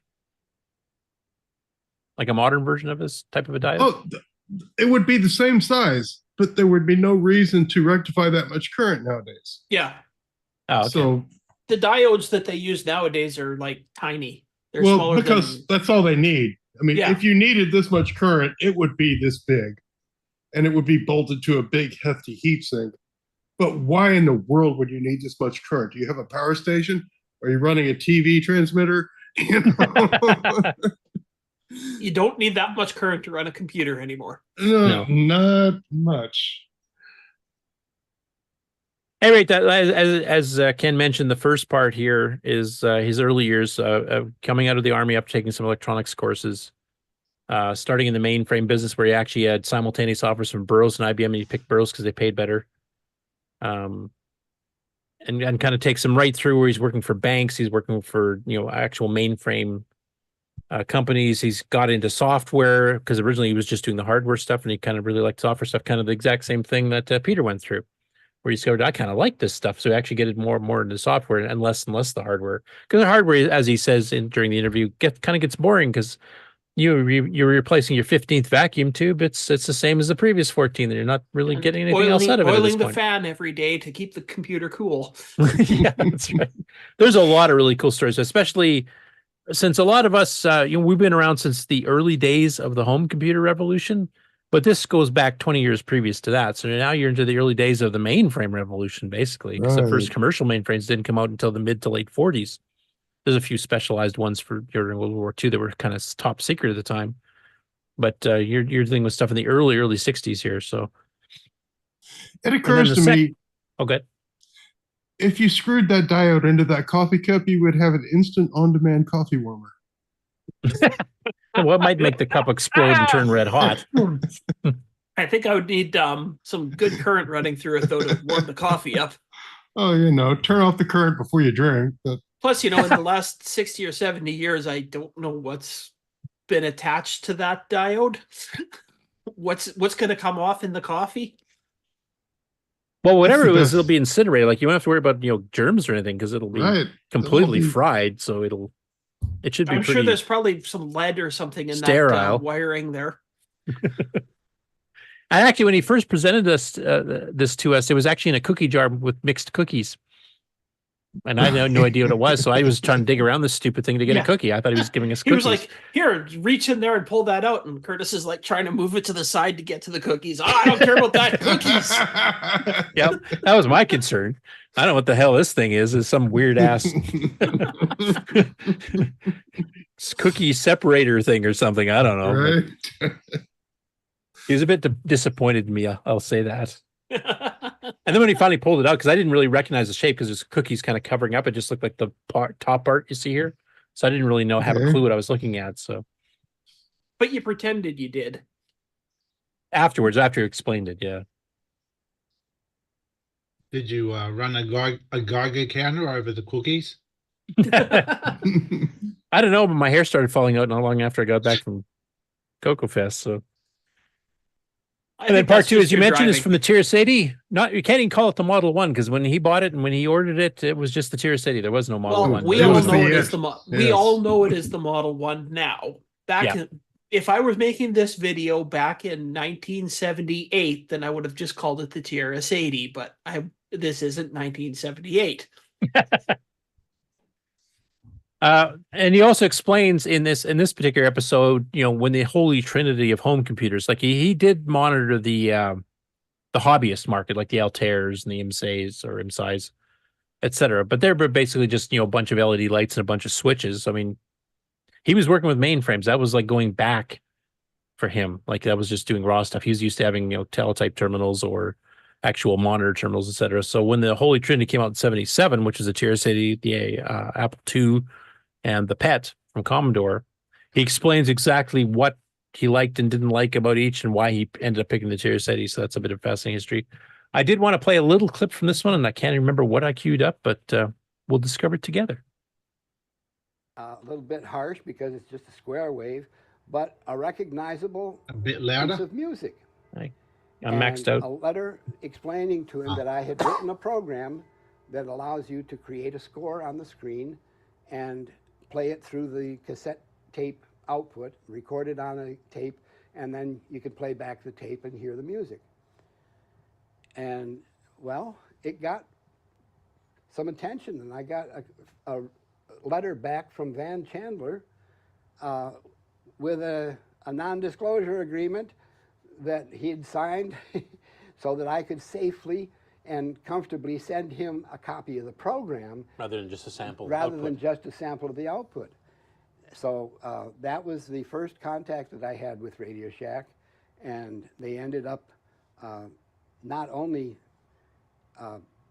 buying that program on a royalty basis, but also they realized that there was more you could do with the output to the tape recorder than just put it on a tape recorder.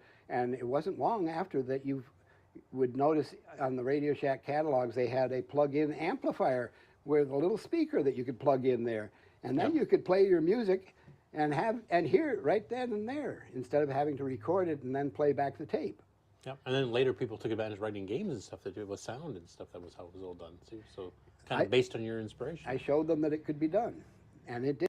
Yeah, so he originally wrote this, like he put a down payment on a TRS-80 in '77. Now, Radio Shack was not expecting to sell many of these, so they immediately were back ordered for months. And he got his in February of 1978, and he had this written by about March or April. I don't think it came out for a little bit later than that, but because they had to get manuals and everything else done. But yeah, he's one of the very first that actually, created music or sound on the TRS-80 through the cassette jack and plugged in a speaker. Or in his case, he recorded his tape originally. And of course, that got picked up by everybody afterwards when they started, putting the amplifiers and stuff. Nick, were you in this early enough in the TRS-80 era that you remember when there wasn't sound in games and stuff because they hadn't figured this out yet? No, I got in around the 1979, and the games were coming out with sound by then. Yeah. Okay.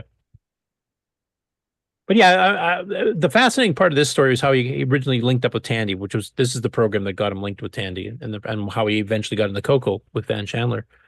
But he didn't know whether they accepted. He didn't want to give away the secret, so he sent them a cassette tape, but just with the music output. So it was like samples of the music playing, no program. And then they send him the response was, "Here's an NDA agreement. We want the program." I thought that was just a fascinating way. And he goes into a really cool story about how the paying of royalties changed partway through his working with Tandy. I think by the time the third program came out that he did, because he did 4 for the TRS-80. And it's a pretty fascinating story. It's both humorous and kind of like, whoa type thing.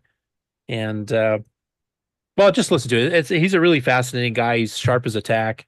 Still remembers how a lot of the coding algorithms and stuff worked, even back to his Burroughs mainframe days. So this was a really fun interview. And I think, how much footage did we get, Ken? Of about 4 hours or even over that total? A little over 4 hours, yeah.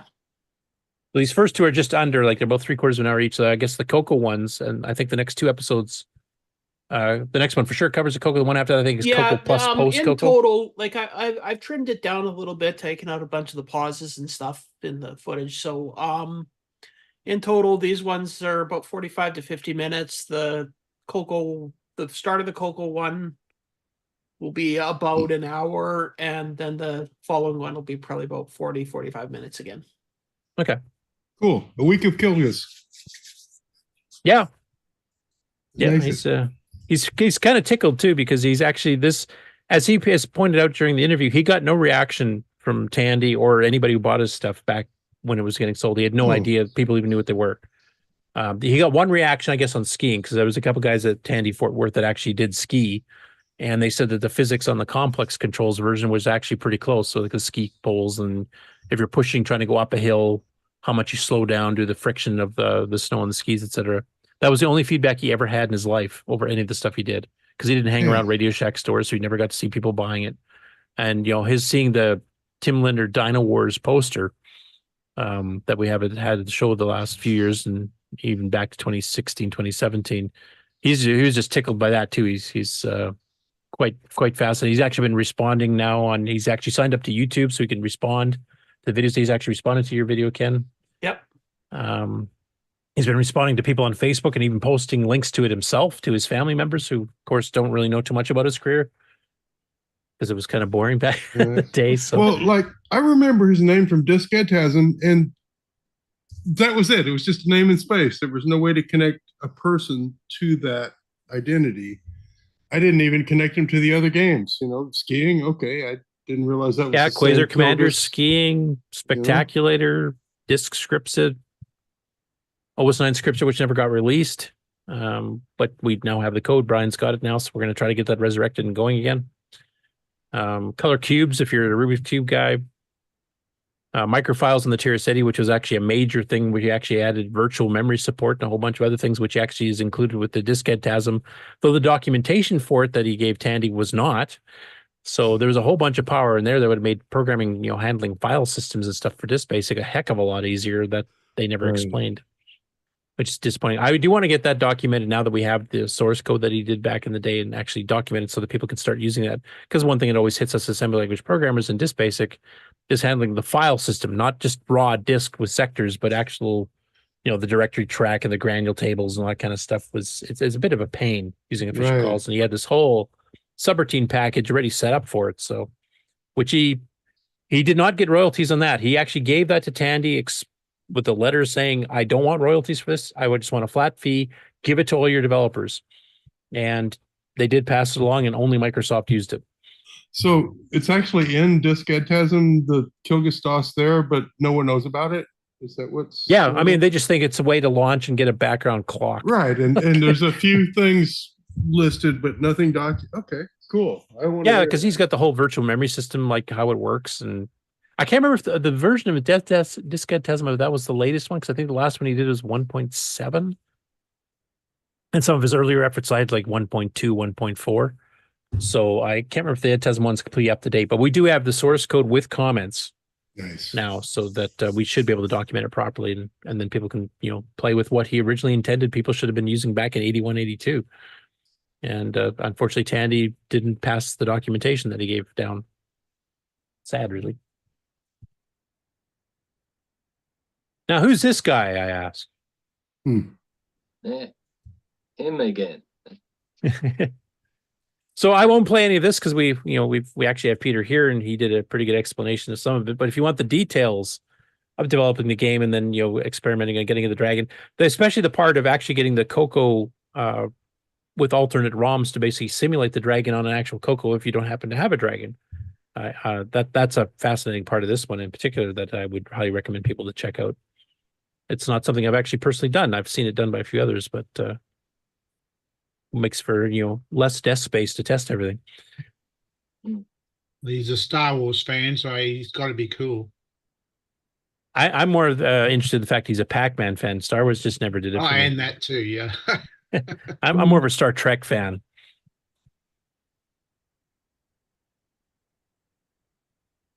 This is a post from John Linville. So they are now inviting speakers for Tandy Assembly 2024, which we'll be covering when we cover the upcoming shows. And they also are asking for some volunteer contestants for the Saturday Night Tandy Trivia game, which is something they've kind of been doing the last few years in a row. And what they need for that is they need 3 people to come in and play that game that have never played it before. And one thing they're doing a bit differently, they're adding this year, is that they're asking for each of the 3 people, whoever they end up selecting and whoever ends up volunteering, they're adding an expert round for each contender who will need to tell John ahead of time what their area of Tandy TRS-80 expertise is, and the more niche, the better, is John's quote. And so you'll get in some deep dive stuff there, I'm pretty sure. So that'd be kind of interesting to do. I haven't been to a Tandy Assembly, but I have been involved with one of the trivia contests at Coco Fest. I think the first year I started going back. And those are fun. They're fun to watch and they're fun to participate in. But if they asked me a bunch of TRS-80 Model 1 and 2 and 3 questions, I wouldn't have a clue. Next up, Simon is working on a new version of his multi-voice music player for the MC10, which of course does not have a 6-bit DAC. It just has 1-bit sound.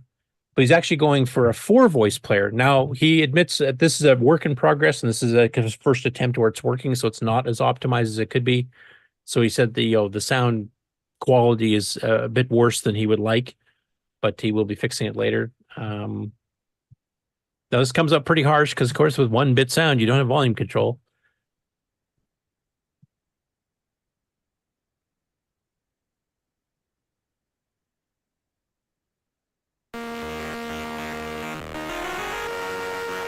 It does sound a bit scratchy. Not But bad, trying to though. jam 4 voices simultaneously on a 1-bit sound output, that's you're going to get some of that. But he is expecting to improve the quality. It's the same tune he's always used. Yeah, well, it's kind of the benchmark because now he's doing all 4 voices from the tune, whereas previously I think he's only done 2 or 3 of it, like a melody and a Right. bass. Now he's attempting all 4. Like you can hear chords there along with the bass line.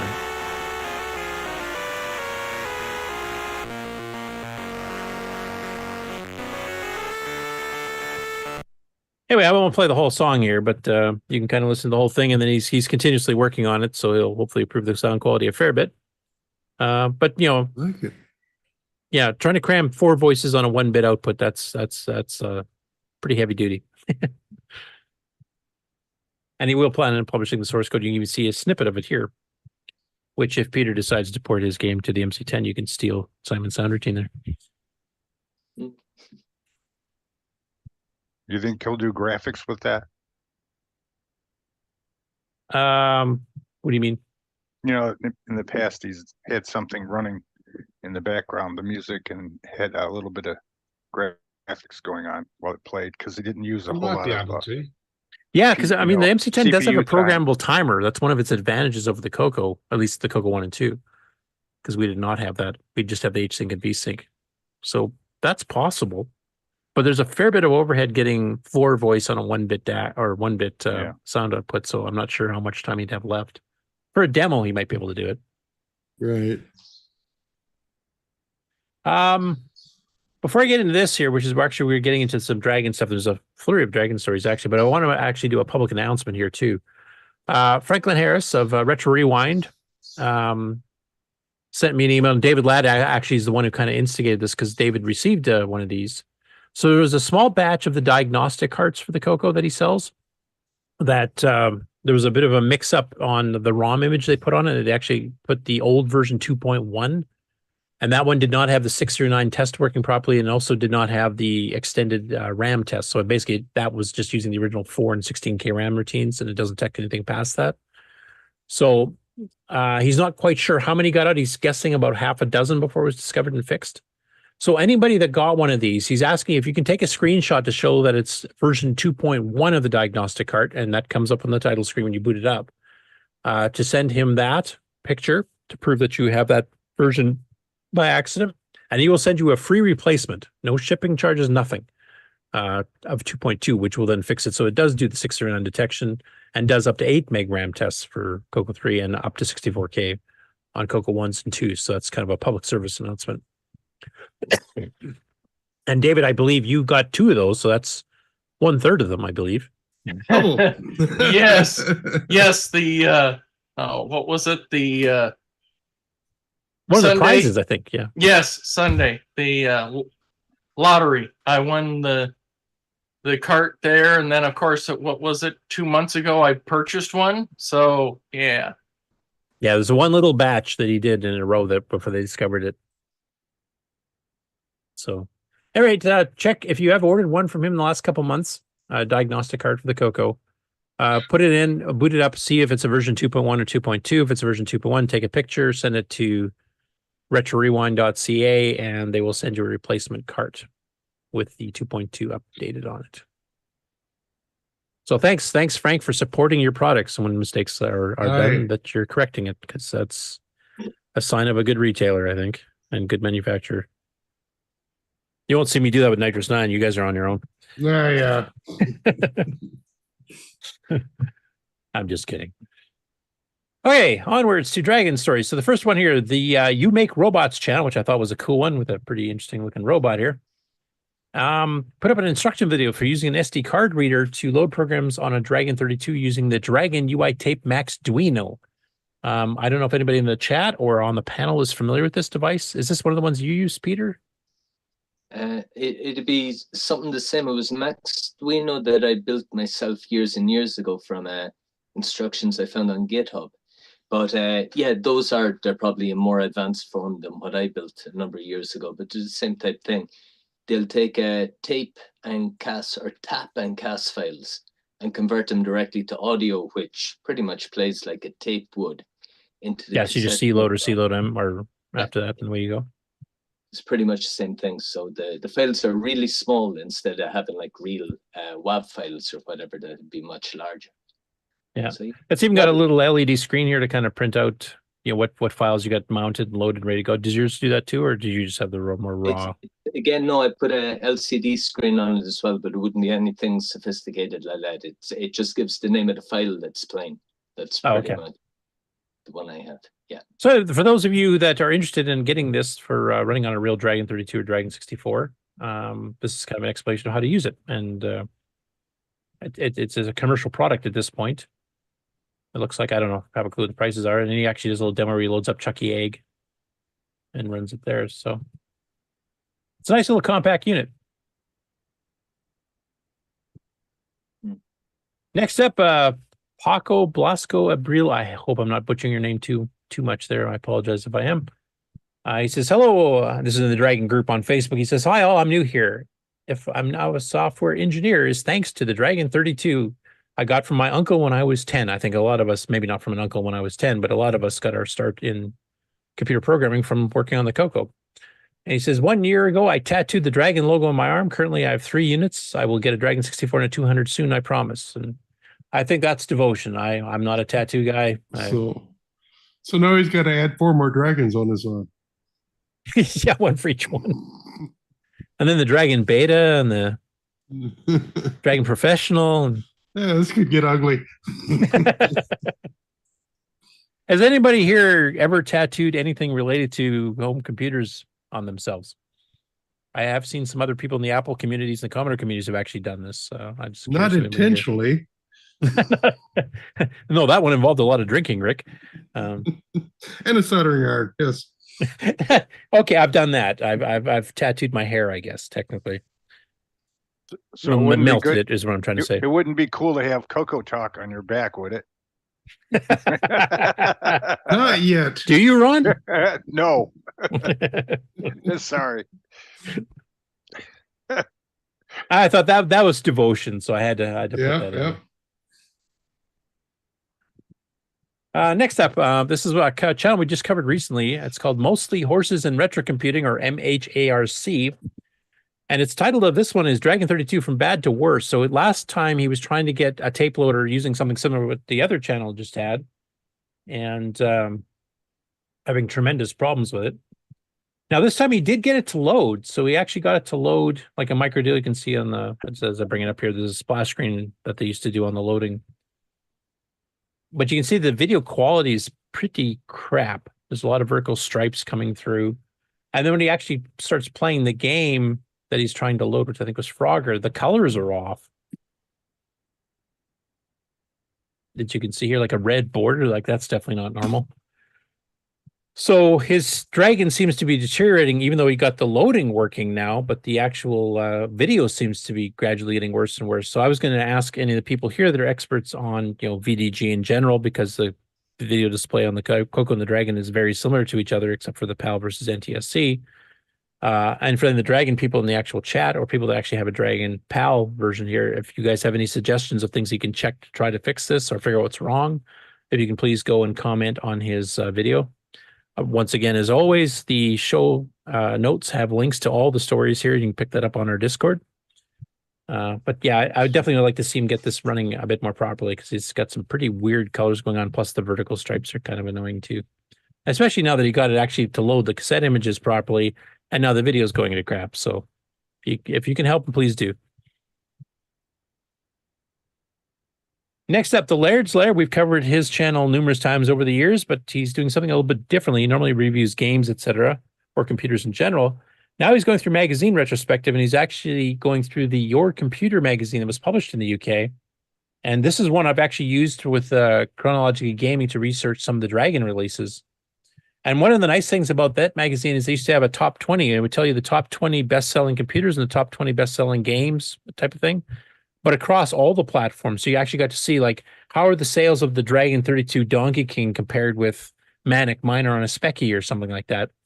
And some of the Dragon games, Donkey King in particular, ranked pretty well. It was up in the top 5 out of all games sold in the UK for all platforms, C64, Spectravision, Spectrum, BBC Micro, whatever. So the Dragon, for a couple years there, when it first got released from 82 to 84, actually was competitive with the best of the best type thing. So, but he goes through one of their big issues. They had one special one here for, I think, December of 83, which is quite thick. And they have the type-in listing. So there's Dragon programs in both of these magazines, some games, utilities, etc., plus a ton of other different computers. And it's nice to just go through the old ads where you can see like the cross-platform companies, the ones that were dedicated to a certain platform, advertising everything from, assemblers to games to utilities to spreadsheets. It's about half an hour in this particular case, and he's got more magazines he's going to be covering in the future. And I look forward to that. I love going through some of these old magazines. Now, I will mention Your Computer if you want to follow along at home. Most of their run, if not all of it, is actually on the Internet Archive. So you can actually pick them up and take a look yourself. And there's numerous Dragon programs in there, and even some TRS-80 color computer specific programs in there as well. In fact, one of the issues, I can't remember which one of the two that he's got pictured here, the December 83 or the April 84, actually has a bit of a review comparison of a lot of the machines. And actually the Dragon 32 is listed separately from the TRS-80 color computer. And it kind of compares the two against each other as well as against other machines at the time. And then the last one here is from Julian Brown, who might still be in the chat. Yes, he is. So he said, just an experiment based on doing away with the original case. Just how much can I squeeze in? So basically He's one of the people doing reproduction boards from the Dragon. Kieran's the other one. So I think Kieran's doing the Dragon 64 and Julian's doing the Dragon 32.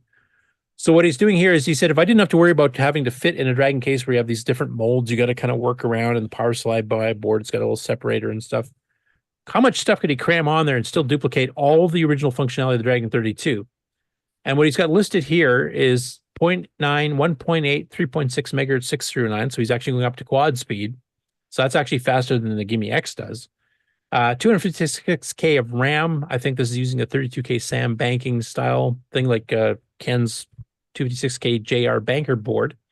Dual AY sound chips for up to 6 channels, which you could do.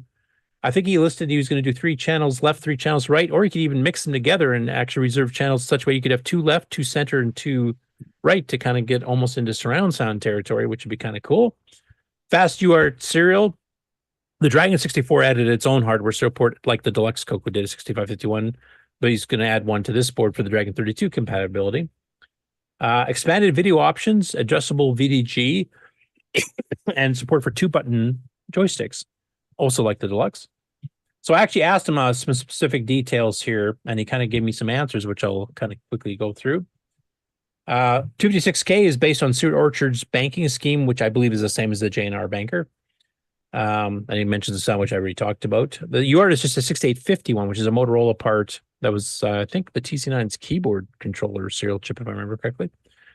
And he said the video design is meant to allow the VDG to act like a cross between a 6847, which is a traditional VDG we're used to, and a 6845, which is actually an 80-column capable Motorola chip. He said backwards incompatible to 6847 with registers added for modifying behavior like PAL NTSC timing, 256 or 320 pixel wide screens, programmable character sets, custom palettes, and potentially custom video modes. So that's, you know, entering CoCo VGA territory. So if he actually gets that all done, that's really cool. Interesting. So you think he'll have to have a turbo fan on that CPU? No, it's a 609. It's already running cooler than 609 ever was. So I think it's you'd interesting. have less use of a fan. We finally got rid of the Commodore 6550X UARTs for an actual Motorola 6851 UART. Yeah, like I said, that's what the keyboard controller on the AT keyboard adapter on the TC9 used, if I remember. Is it? It's the Motorola serial port that's kind of the equivalent of the 685152 or 655152 that Commodore did. So fun. I was wondering how long it would take for someone to use the actual Motorola UART in a Motorola computer. I mean, I think Rick especially would know this too because he manufactured it. We were already switching over to 16550s and stuff to get the faster buffering things for the buffers and stuff. But that's hard. I mean, it's a pain. Yeah. Plus, they're hard to get a hold of now. The chip doesn't want to run at our bus speed, and yeah, like you say, you can't even buy them anymore. So that's kind of it was fun while it lasted. Yeah, or you go the expensive gimmicks route where you had to spend like $500 on a card, but it would do up to like, a megabit per second or something. Because they had a 256 byte buffer back in 1983 or something. So Commodore 64s have some Motorola chips in there? No, Commodore made a lot of Motorola equivalents, including a UART, the 6551, 6552. Yeah, and 6551 is what's in the R32 pack, just so you know. Right, which I always thought was funny because Motorola made a 6851. But we didn't use that. We used the 6551 because it was I think it's the same reason that Commodore bought MOS. 8 cents cheaper? Cheap. Yeah, they wanted it to be more affordable because that was one thing that killed Motorola, especially at the beginning. The 6800, which is what the 6502 was based on by the same engineers that made the 6800, one of the sales guys for Motorola had gone around and said, if we could get the price of a 6800 down, because it was quite expensive at the time, we could sell millions of these things. And Motorola said, no, don't want to do that. So they split off and formed MOS in 75, I think it was, and basically did the exact same thing. They did a stripped down 6800, which became the 6502 for a price that was literally a 10th or a 20th of what the 6800 was getting charged for. And that went into the PET, the Apple II, and the derivatives of it went to the VIC-20, the Commodore 64, and a whole bunch of other machines, and they sold like hotcakes. So I think they made the right decision there. Right. And I wish Motorola had. Motorola was hanging out with the gimmicks and the other $10,000 business computers. Very Yep. small market. We got lucky that Tandy picked the 6809 for the CoCo because that was actually a pretty powerful chip. They'd gotten the price down a bit. It was still 4 or 5 times as much as the 6502, but at least that had the power to make up for it programming wise. Well, and if you think about it, the CoCo paid for that because by Yeah, using no the sound chip, 6809, you couldn't afford a sound chip. You couldn't afford all these little niceties. The 6809 had to just do it with brute force. Yep. And they did it. So, Well, that's good to hear, isn't it? It was almost a travesty that it wasn't sold as a scientific computer. Right, instead of being sold as a home games computer. But there would have been no market if it had been sold as a scientific computer. And they would have had competition because of the gimmicks, the Smoke Signal Chieftains, a bunch of other Right, all the $10,000 heavier iron computers, 679 systems already covered that market. I mean, sure, you can go ahead and throw they make a machine that they can throw out there at like $500. I think that was was it $500 or was it $400 was the initial price? 400. 500. 400 US, 549 Canadian. 549. Okay, so 500. So it's 500 USD starting out there. And you had one heck of a powerhouse of home computing capability as far as just your ability to crunch numbers. Yeah, Because and also the you have- interface with the outside world because the PIAs and the analog joysticks, you could read voltage levels and stuff like that. It was really friendly. The downfall, I think, was that in order for it to get the most market share it could, it had to be marketed to the home it had to be marketed to the people who were buying the VICs and who were buying the Ataris. It had to be marketed to that group because that's where home computing was taking over, was with the games machines, was with the colorful machines, the machines that kids could write their own games on. And what wasn't being touted by Tandy was the STEM aspect of it. And the CoCo was an amazing STEM machine. Sure, the VIC-20 turned out to be the Raspberry Pi of its day, but the CoCo could be the ESP32 of its day, as it were. Right. And that's why I ended up in CoCo. It was the best CPU I could buy for my money. I didn't care about games. I wanted computer. And the CoCo was the best computer I could afford. Yep. And not horrible at games. Yeah, it wasn't horrible at games. It could do it by brute force, I said, but I could do anything I wanted, not what Commodore wanted or what, Atari wanted. And when you look at it, I mean, you have an instruction set in there, just raw for almost complete instruction set for it to be a 16-bit 6502 with an 8-bit data bus. The only thing you're missing is a 16-bit rotations and shifts.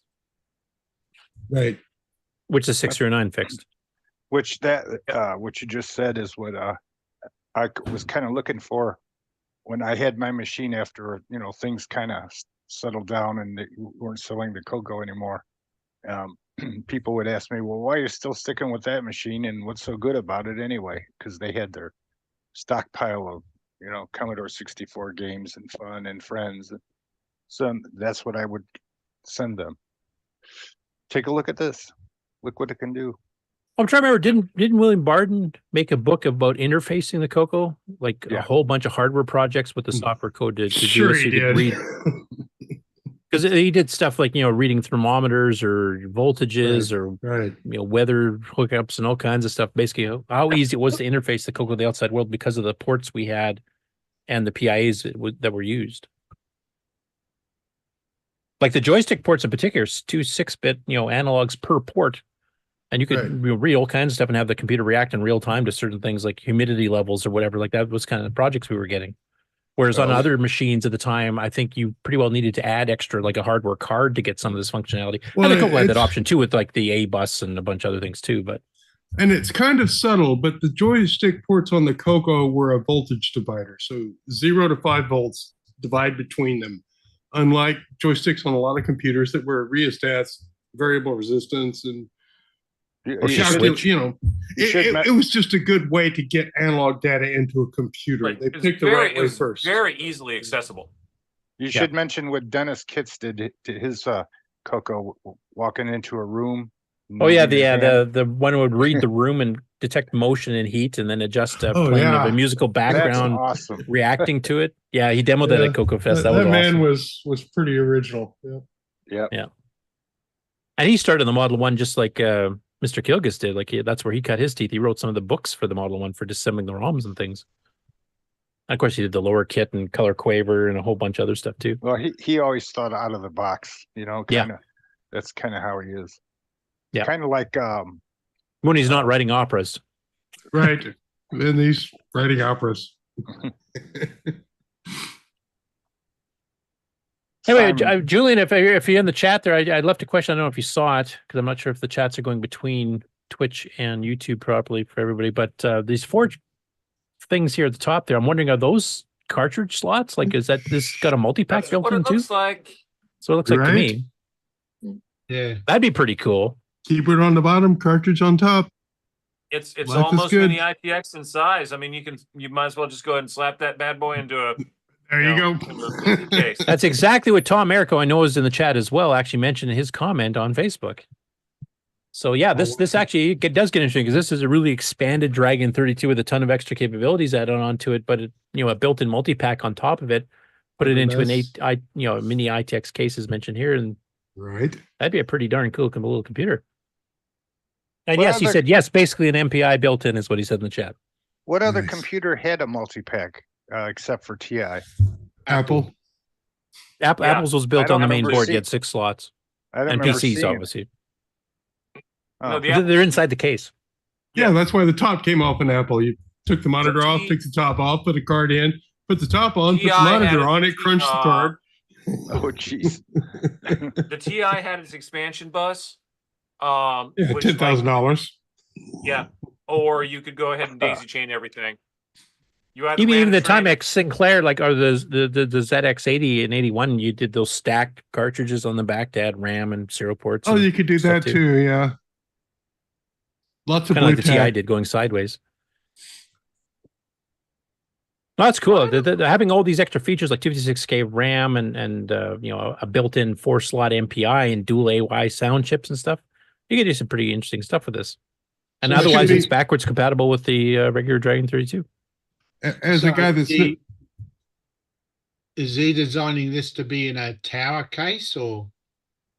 Well, many ITX cases of the suggestion that Tom did. I don't know if he has specific plans. Because with cartridges plugged in there, it'll be very high if it's sitting flat. well, that's all fungible. Just give me a Dragon in a compact form factor like this. I've never had one, and I will buy it and install it in some kind of case and play with it. So I mean, it'll be a very high case if you want to encase it all. Well, cases are cheap. I'm looking at my sort of standard desktop case on the side here, and everything would fit in there. I would have to leave the side panel off so I could stick cartridges in it, but it would be fine. Yeah, I like it. I'll buy one. And now I'll switch over because the last part I got here is the upcoming shows. One is actually on right now. Actually, they're probably stopped in the pub at this point. Let me switch. I thought you were going to say they stopped to watch us. Oh, It please, they sounded have like some you were sort of gonna- taste. That's why they had to go to the pub. Yeah. Drown their sorrows. God, we're watching this show again. Okay, so the one that is going on right now as we speak is the Festival of Portable Computing, which is today and tomorrow. Or, yeah, it's still evening there. I don't think they've crossed over the next day. This is a show dedicated to portable computers, which can include like Model 100s and 200s and PC, pocket computers and all kinds of stuff. And of course, we've had several people in the Coco community, commercially or just for fun, create portable versions of the MC10, the Cocos as well, with batteries, etc. So if you're in the UK, if you're near the Center for Computing History in Cambridge, you can go attend. Probably too late for today, but you can definitely attend on Sunday. Coming up in the San Francisco area is the second Tandy Assembly meetup at the San Francisco State University on June 15th. So this is a single day event for 4 hours, and they have a special guest of Bill Hogue of Big Five Software fame. And I know on the Tandy Discord, because that's where this is being organized, you can submit questions if you want to ask Bill Hogue. And Nick Marentes has actually submitted some questions, so interesting to hear what Bill's answers to those are. But if you want to sign up, there's a link that you can get off the show notes here, but you actually basically fill in this little questionnaire to say that you're going to be attending, etc. Are you willing to give your own talk? Do you want to bring some vintage hardware to show off as well? And then you can join in. This eventually they're hoping to plan into turning like a second Tandy Assembly. It'll be Tandy Assembly West. So this guy, Bill Hogue, did he do any CoCo programming? I don't think he did he, Nick? No. I think he went to Atari after that. Oh, so we didn't know the Hog on or whatever his name is. No, totally separate. I can't think of his name. Next up is the first of some dual weekend ones. So June 14th to 16th is Boat Fest 3 at the social event space in Hurricane, West Virginia. And you can order the tickets online there too. This is one that Ken and I will both be attending, along with Franklin Harris and Laurent, I think, one of the guys that does the programming and stuff for Retro Rewind, plus Boat, Aaron, Brent. They'll probably be doing live versions of the various shows that they do, including the CoCo show at the event as well. I will be taking my original Dicom light phaser adapter. And Aaron will be bringing an actual light phaser gun because I won't be able to fit all that in my carry-on luggage. And we'll be demonstrating some of the Dicom games, which would be Iron Forest and Medieval Madness at the show, so people can actually give them a try. Cut in your luggage. That should be fun. Well, it's just the adapter, so it's just a little plastic thing with a 9-volt battery plug-in, and that's it. Not the gun thing itself. I'm letting Aaron bring that. Spray the gun with aluminum paint. That'll make it more convincing. Yeah. Yeah, they'll accuse me of printing a plastic gun, so it's not detectable. Right. Anyway, definitely a bit more game-oriented in general, though there is some hardware stuff there. They actually do live repairs and stuff at the Retro Rewind table. We've had people from Europe flying for this. They have a bit of a game competition, too, with some different games. Ken was talking about one of those earlier. Good, fun time if you're in the West Virginia area. If you're closer to Texas, then you can go that exact same weekend to the Davis and Gunday Alumni Center at the University of Texas at Dallas for VCF Southwest. This has a Tandy meeting of a bunch of the Tandy alumni, actually, because this is, of course, where Tandy was, so that's where they all lived and retired at. And a bunch of them will be getting together, I believe, on Saturday night, so you can kind of get and visit with a lot of them. We also have presentations from Boise Pete and from Jeff Wires of Chronologically Gaming, if you want to catch up on some of that kind of stuff. I'm not sure what Boise's talk was on. Speakers. So I have a streamers panel. Taylor and Amy were actually on this one last year. I'm not sure if they're going there this year or not. Hardware is hard. This is one designed for me, though it's probably too complex. So the story behind Apple's iconic Super Bowl commercial from Ann Balsamo. That would be an interesting one. Boise porting OS 9 to the Phoenix F226. But if you're at CoCo Fest, you actually got to see that up and running as a demo. Charles Sobey, how to recover legacy tapes. Corey Smith on BASIC, past, present, and future, and hands-on with QBasic. He's doing 2 seminars on BASIC. Corey, I have no idea. Uyghurs is the history of the mini disc format. Jeff Wires from Chronologically Gaming will be covering, his show in general, what the purpose of it is, of going through every single video game made on every home computer, home console, arcade, etc., even some of the watches and things back in the day in chronological order. John Hardy starting a museum. Leo Binkowski, Internet Before Its Time, the Naboo Network, which has actually stirred up a few things. That was actually made in Canada, too, in Ontario. Marcel Urs, Introduction to Digital Electronics from Schematics to Circuits. Monty McGraw, how does the Tektronix Color Enhanced DVST work?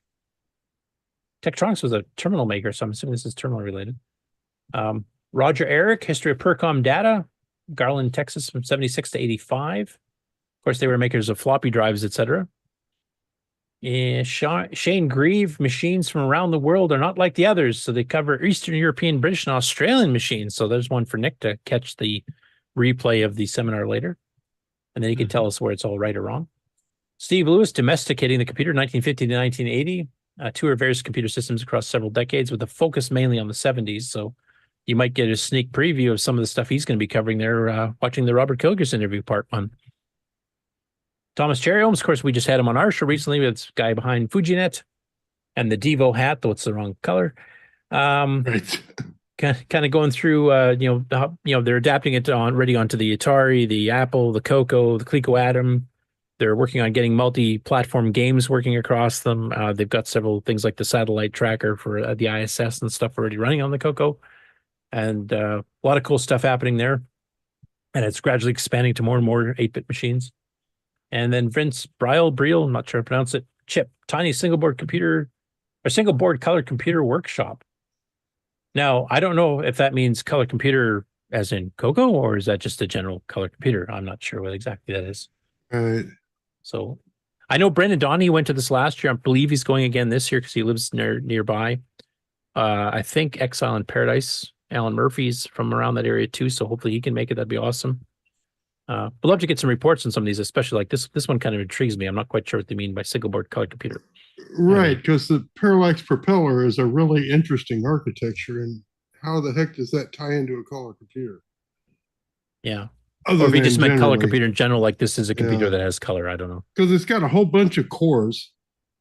So be interesting to see where this goes. Okay. Yep. Next up is the one that Ken's going to miss by just a couple of weeks, I think, or a week, because he'll be traveling back towards the cabin. But Retro-Computing Expo 24, June 22nd, single day event, 11 a.m. to 7 p.m. at the Anvil Center in New Westminster, BC. This is put on by the Chilliwack Retro Computing Club, and they have a variety of presenters and speakers at this one, including George Phillips, who's a regular on the TRS-80 Trash Talk podcast and live stream that's done monthly on YouTube, and he's the person who wrote the TRS-80 GP emulator. GP, of course, being the initials of George Phillips himself, which he's recently added on MC10 and CoCo 1.2. I think he's working on too. So there's actually getting to be some color computer stuff in the color computer family on that emulator as well. But it definitely covers the TRS-80 Model 1, 2, 3, etc. quite well. The Tech Time Traveler, Brad Hodge, who has his own YouTube channel for going through a bunch of retro tech. There's a whole panel on the Naboo, which we just mentioned as one of the speaking bits at the VCF Southwest, which includes one of the original Naboo engineers. Leo Binkowski is going to be there, as well as some other people that have been buying the Naboos once they found that whole sets of pallets full of these things. So it's been a popular retro thing to get into recently. VCF West is also coming up, and that's August 2nd to 3rd at the Computer History Museum in Mountain View, California, right in Silicon Valley. This is one that Mark Overholzer, Michael Berman, and some others have been at. This year, they're in a full partnership with the museum, so the admission to the museum itself, as well as the VCF, is just done as a single purchase. You don't have to buy tickets from separate places to get into both, since they're in the same building.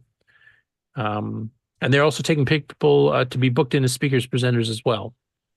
And that's, as I said, on August the 2nd and 3rd. Then the big one, which several people in the panel I think are going to, is VCF Midwest. And this is at their new larger venue because they completely have outgrown the previous one, which they've actually done several times over the last decade now. The Renaissance Schaumburg Convention Center in Schaumburg, Illinois, September 7th to 8th. September 6th is reserved for the vendors to get set up, but this is, they're expecting like well over 1,000 people, maybe a few thousand. At the main hotel's already sold out. The auxiliary hotel's already sold out. There's a bunch of hotels in this area because it's a convention center area. So there's other hotels you can find, but you will probably have to do a bit of a drive to get to the actual venue. I mean, what next? McCormick Center? Where do they go from here? Maybe. I've been to print shows there. Right. But this is the big one. If you're into retro computing in general, this is the one that is the most famous and the most well attended. Tandy Assembly itself is a little bit later. It's September 27th to the 29th in Springfield, Ohio, at the Courtyard by Marriott Springfield. They've started posting exhibitors and stuff on the website. They're still asking for some other people to join. As we mentioned earlier in the news, they also are starting to take volunteers to participate in the trivia contest with a few new additions to the way it's run this year. Exhibitors we've went through before. I'm just going to see if they've actually got the speakers, if there's any previous announced yet. Nope, they still haven't posted those, but they do have some of the people actually attending as vendors and exhibitors. I don't know if they've added any. There's Techdungeon, actually, the ones I bought my joystick I showed off earlier from. And Brendan. No, it looks about the same. So anyway, the show's fairly far off in the future yet, but it's starting to come together nicely. And the last one we'll be covering is kind of the UK's version of VCF, which is the Retro Computer Festival, which is November 9th and 10th at the same Center for Computing History in Cambridge, England as the portable one we mentioned at the beginning of this segment. And this is the kind of the premier all retro machines show in the UK. And yeah, this is one I eventually plan to attend myself. This will be fun, along with, of course, the Dragon meetup. And that's what we have for the upcoming shows. And I think I'm done. So, I know Wait, it's early did and you all. We say haven't hit we're the done? 4-hour mark. Stayed up. We have not yet hit the 4-hour mark. Mr. 8-Bit, Is the news over already? I sent you a message. I put my microcolor computer up there so that you'll be encouraged to do some programming on your Alice. You know, they have Okay, an so- SD solution, you know. The MC10 has a red box, but the Alice doesn't. No, but the Alice is red. The Alice has a green box. The MC10 has a red box. Well, the I'm MC10 confused. also has a blue box. Actually, we those? saw one of the Alice packages at the fest where they have that nice carrying case with like the phone. Oh, with the red cutaways case? and- Yeah, that was cool. Yeah. The MC10 never had that. The 32K version, I believe.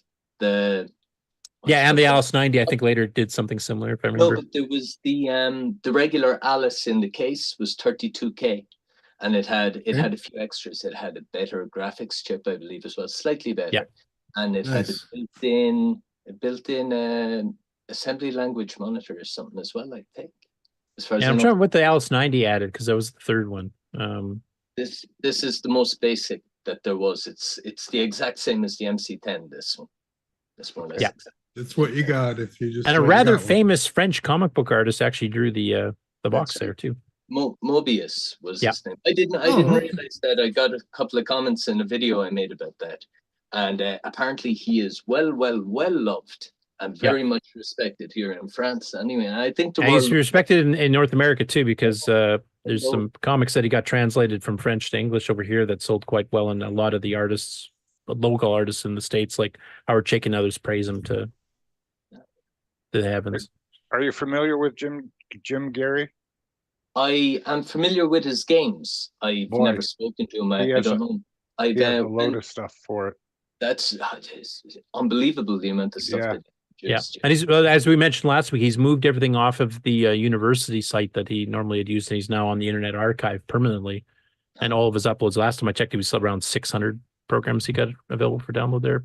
It's a huge amount because I downloaded a lot of his stuff when I was playing around with the Alice first, and I couldn't get through all of it. I mean, you just couldn't. You'd be sitting there for a week trying to load up everything that he had for it, you know. But Yeah. but yeah, no, there is a huge library just by that man alone. Yeah. What was your first computer? Was a Commodore VIC-20. Oh. Commodore VIC-20. I wanted a Commodore 64, but Yeah. my Yeah, at my launch, dad- that thing was expensive. Well, the VIC-20 I got when it was like well out of date. I got it the end of 87, the beginning of 88. Oh, that's quite late. Yeah, I know. Okay. It was like the Commodore 64 was what everybody had. That's what I wanted. And there was somebody who was upgrading to a Commodore 64 and looking to get rid of a VIC. And my old lad, he said, I'll take that from you. And The price was right. That's Right. pretty much. It was free, I think. That's pretty Yeah. much what happened. That's right price. Yep. But no, it was. I appreciated it an awful lot because I just wanted a computer. That's all I wanted. Yeah, So and the I- Vic had some decent, games and stuff on it too, I got- especially if you had more than the standard 5K. Well, you Well- could program things on it, right? That's the point. Well, Yeah. I did a little bit of basic programming on it, and I got 3 games with it, and I never had any more than that for it at the time, because, like I say, everyone at school had Commodore 64s, so they were all pirating and swapping games, and that's what I wanted to be part of, but none of that would work with the VIC. So So yeah, I know, but I mean, it was fine for the 2-3 weeks I had it until the TV modulator gave up in it, and then I had to wait another. It was a simple fix. Had anyone known what to do, but nobody knew. The local TV repair guy didn't have a clue. So I kind of ended up with no computer for a year after that, and then I got a Commodore 64. So finally, I was happy. And I only discovered the CoCo. A number of years ago when I found a CoCo 2 for sale here on a site in France.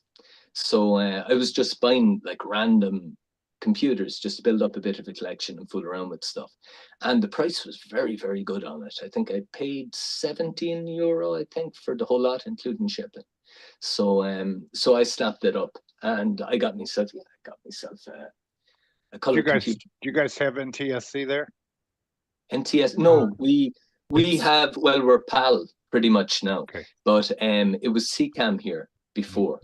And the French were adamant with CCAM. You see it even with their Atari 2600. The version of that, there was a NTSC Atari that you guys had in the US with 128 colors, I think. The PAL version had 104 colors. And then the CCAM version, which was sold here in France and in the USSR, had 8 colors. And it's you can see it's a fairly gaudy kind of jeez. Viva France, eh? It'll rip the eyes straight out of your head. Like it really is. It's scary. So how hard was it to get a TV that did NTSC over there? Oh, it's very easy now. Like I said, Nowadays, yeah. I've only been here in France for the last 18 years. So like all the TVs that you find here, they'll do everything. They do NTSC, PAL, and CCAM.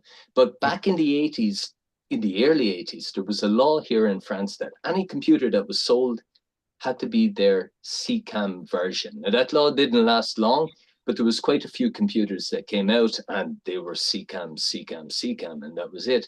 And I've got 1 or 2 computers here. I actually have a French version of the Magnavox Odyssey 2, the Philips C52.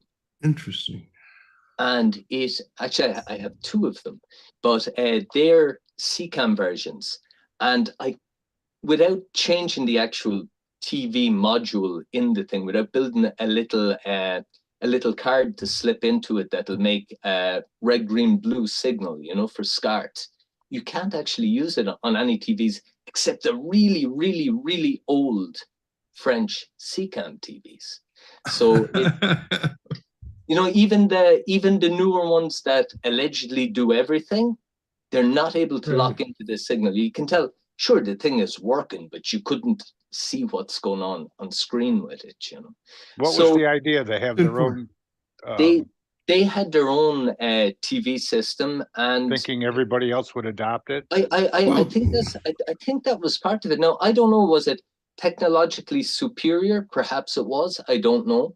A bit like like the Betamax VHS thing. Right. No, it was all style. And at the time, getting NTSC into CCAM, I'm sure, was quite the accomplishment. And they were probably leaning on a lot of odds and ends that aren't really official to make the video work.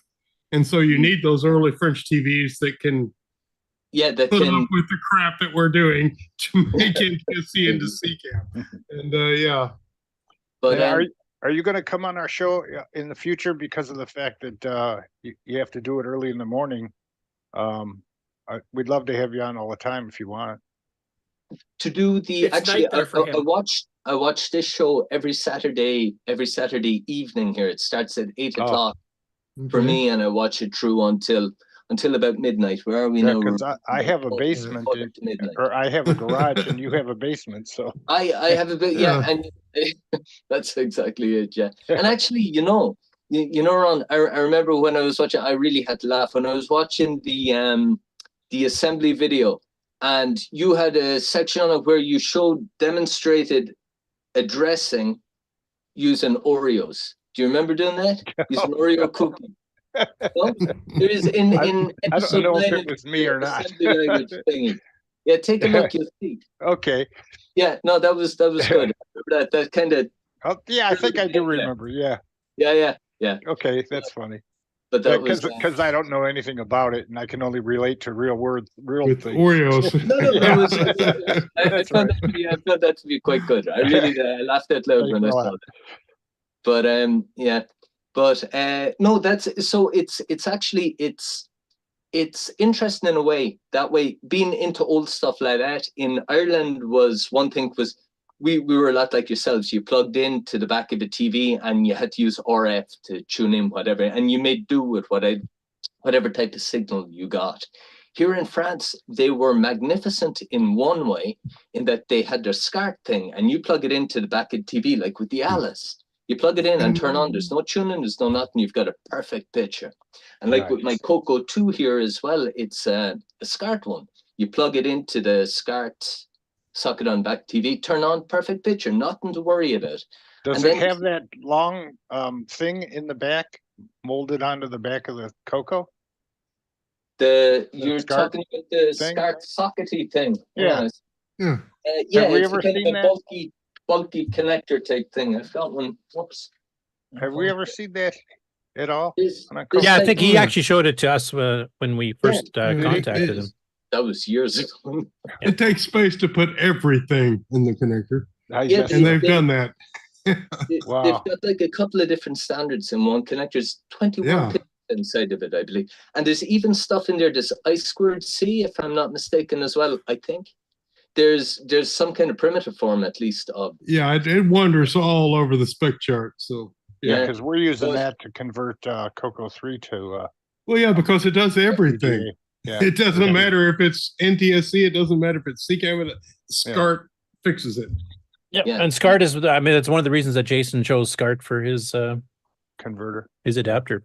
So right. It handles composite, it handles RGB analog. Yeah.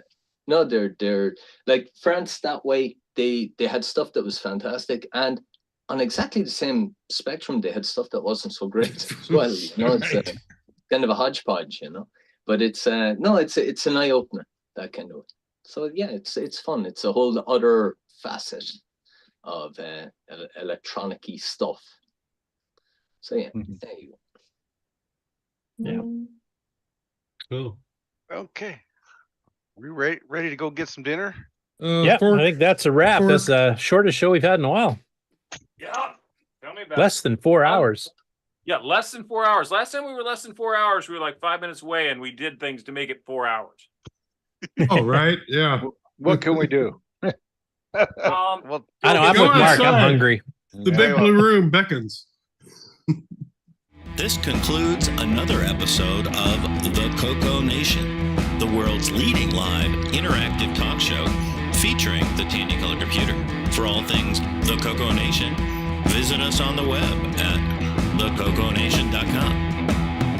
We'd love to hear from you. Send feedback, suggestions, even segments via email to show@thecoconation.com. The CoCoNation show would not exist without the community and its cast and crew. The CoCoNation theme song, copyright 2022, D. Bruce Moore. Mixed, mastered, and produced by D. Bruce Moore. The CoCoNation is over. Join us on the Coco Discord server. Coco forever. Show. It's over. Oh, I thought you said I meant Curtis soldering. Okay. Well, with that, we've stuck a fork in it, and now it's just time for goodbye. Bye, everyone. Bye. You guys.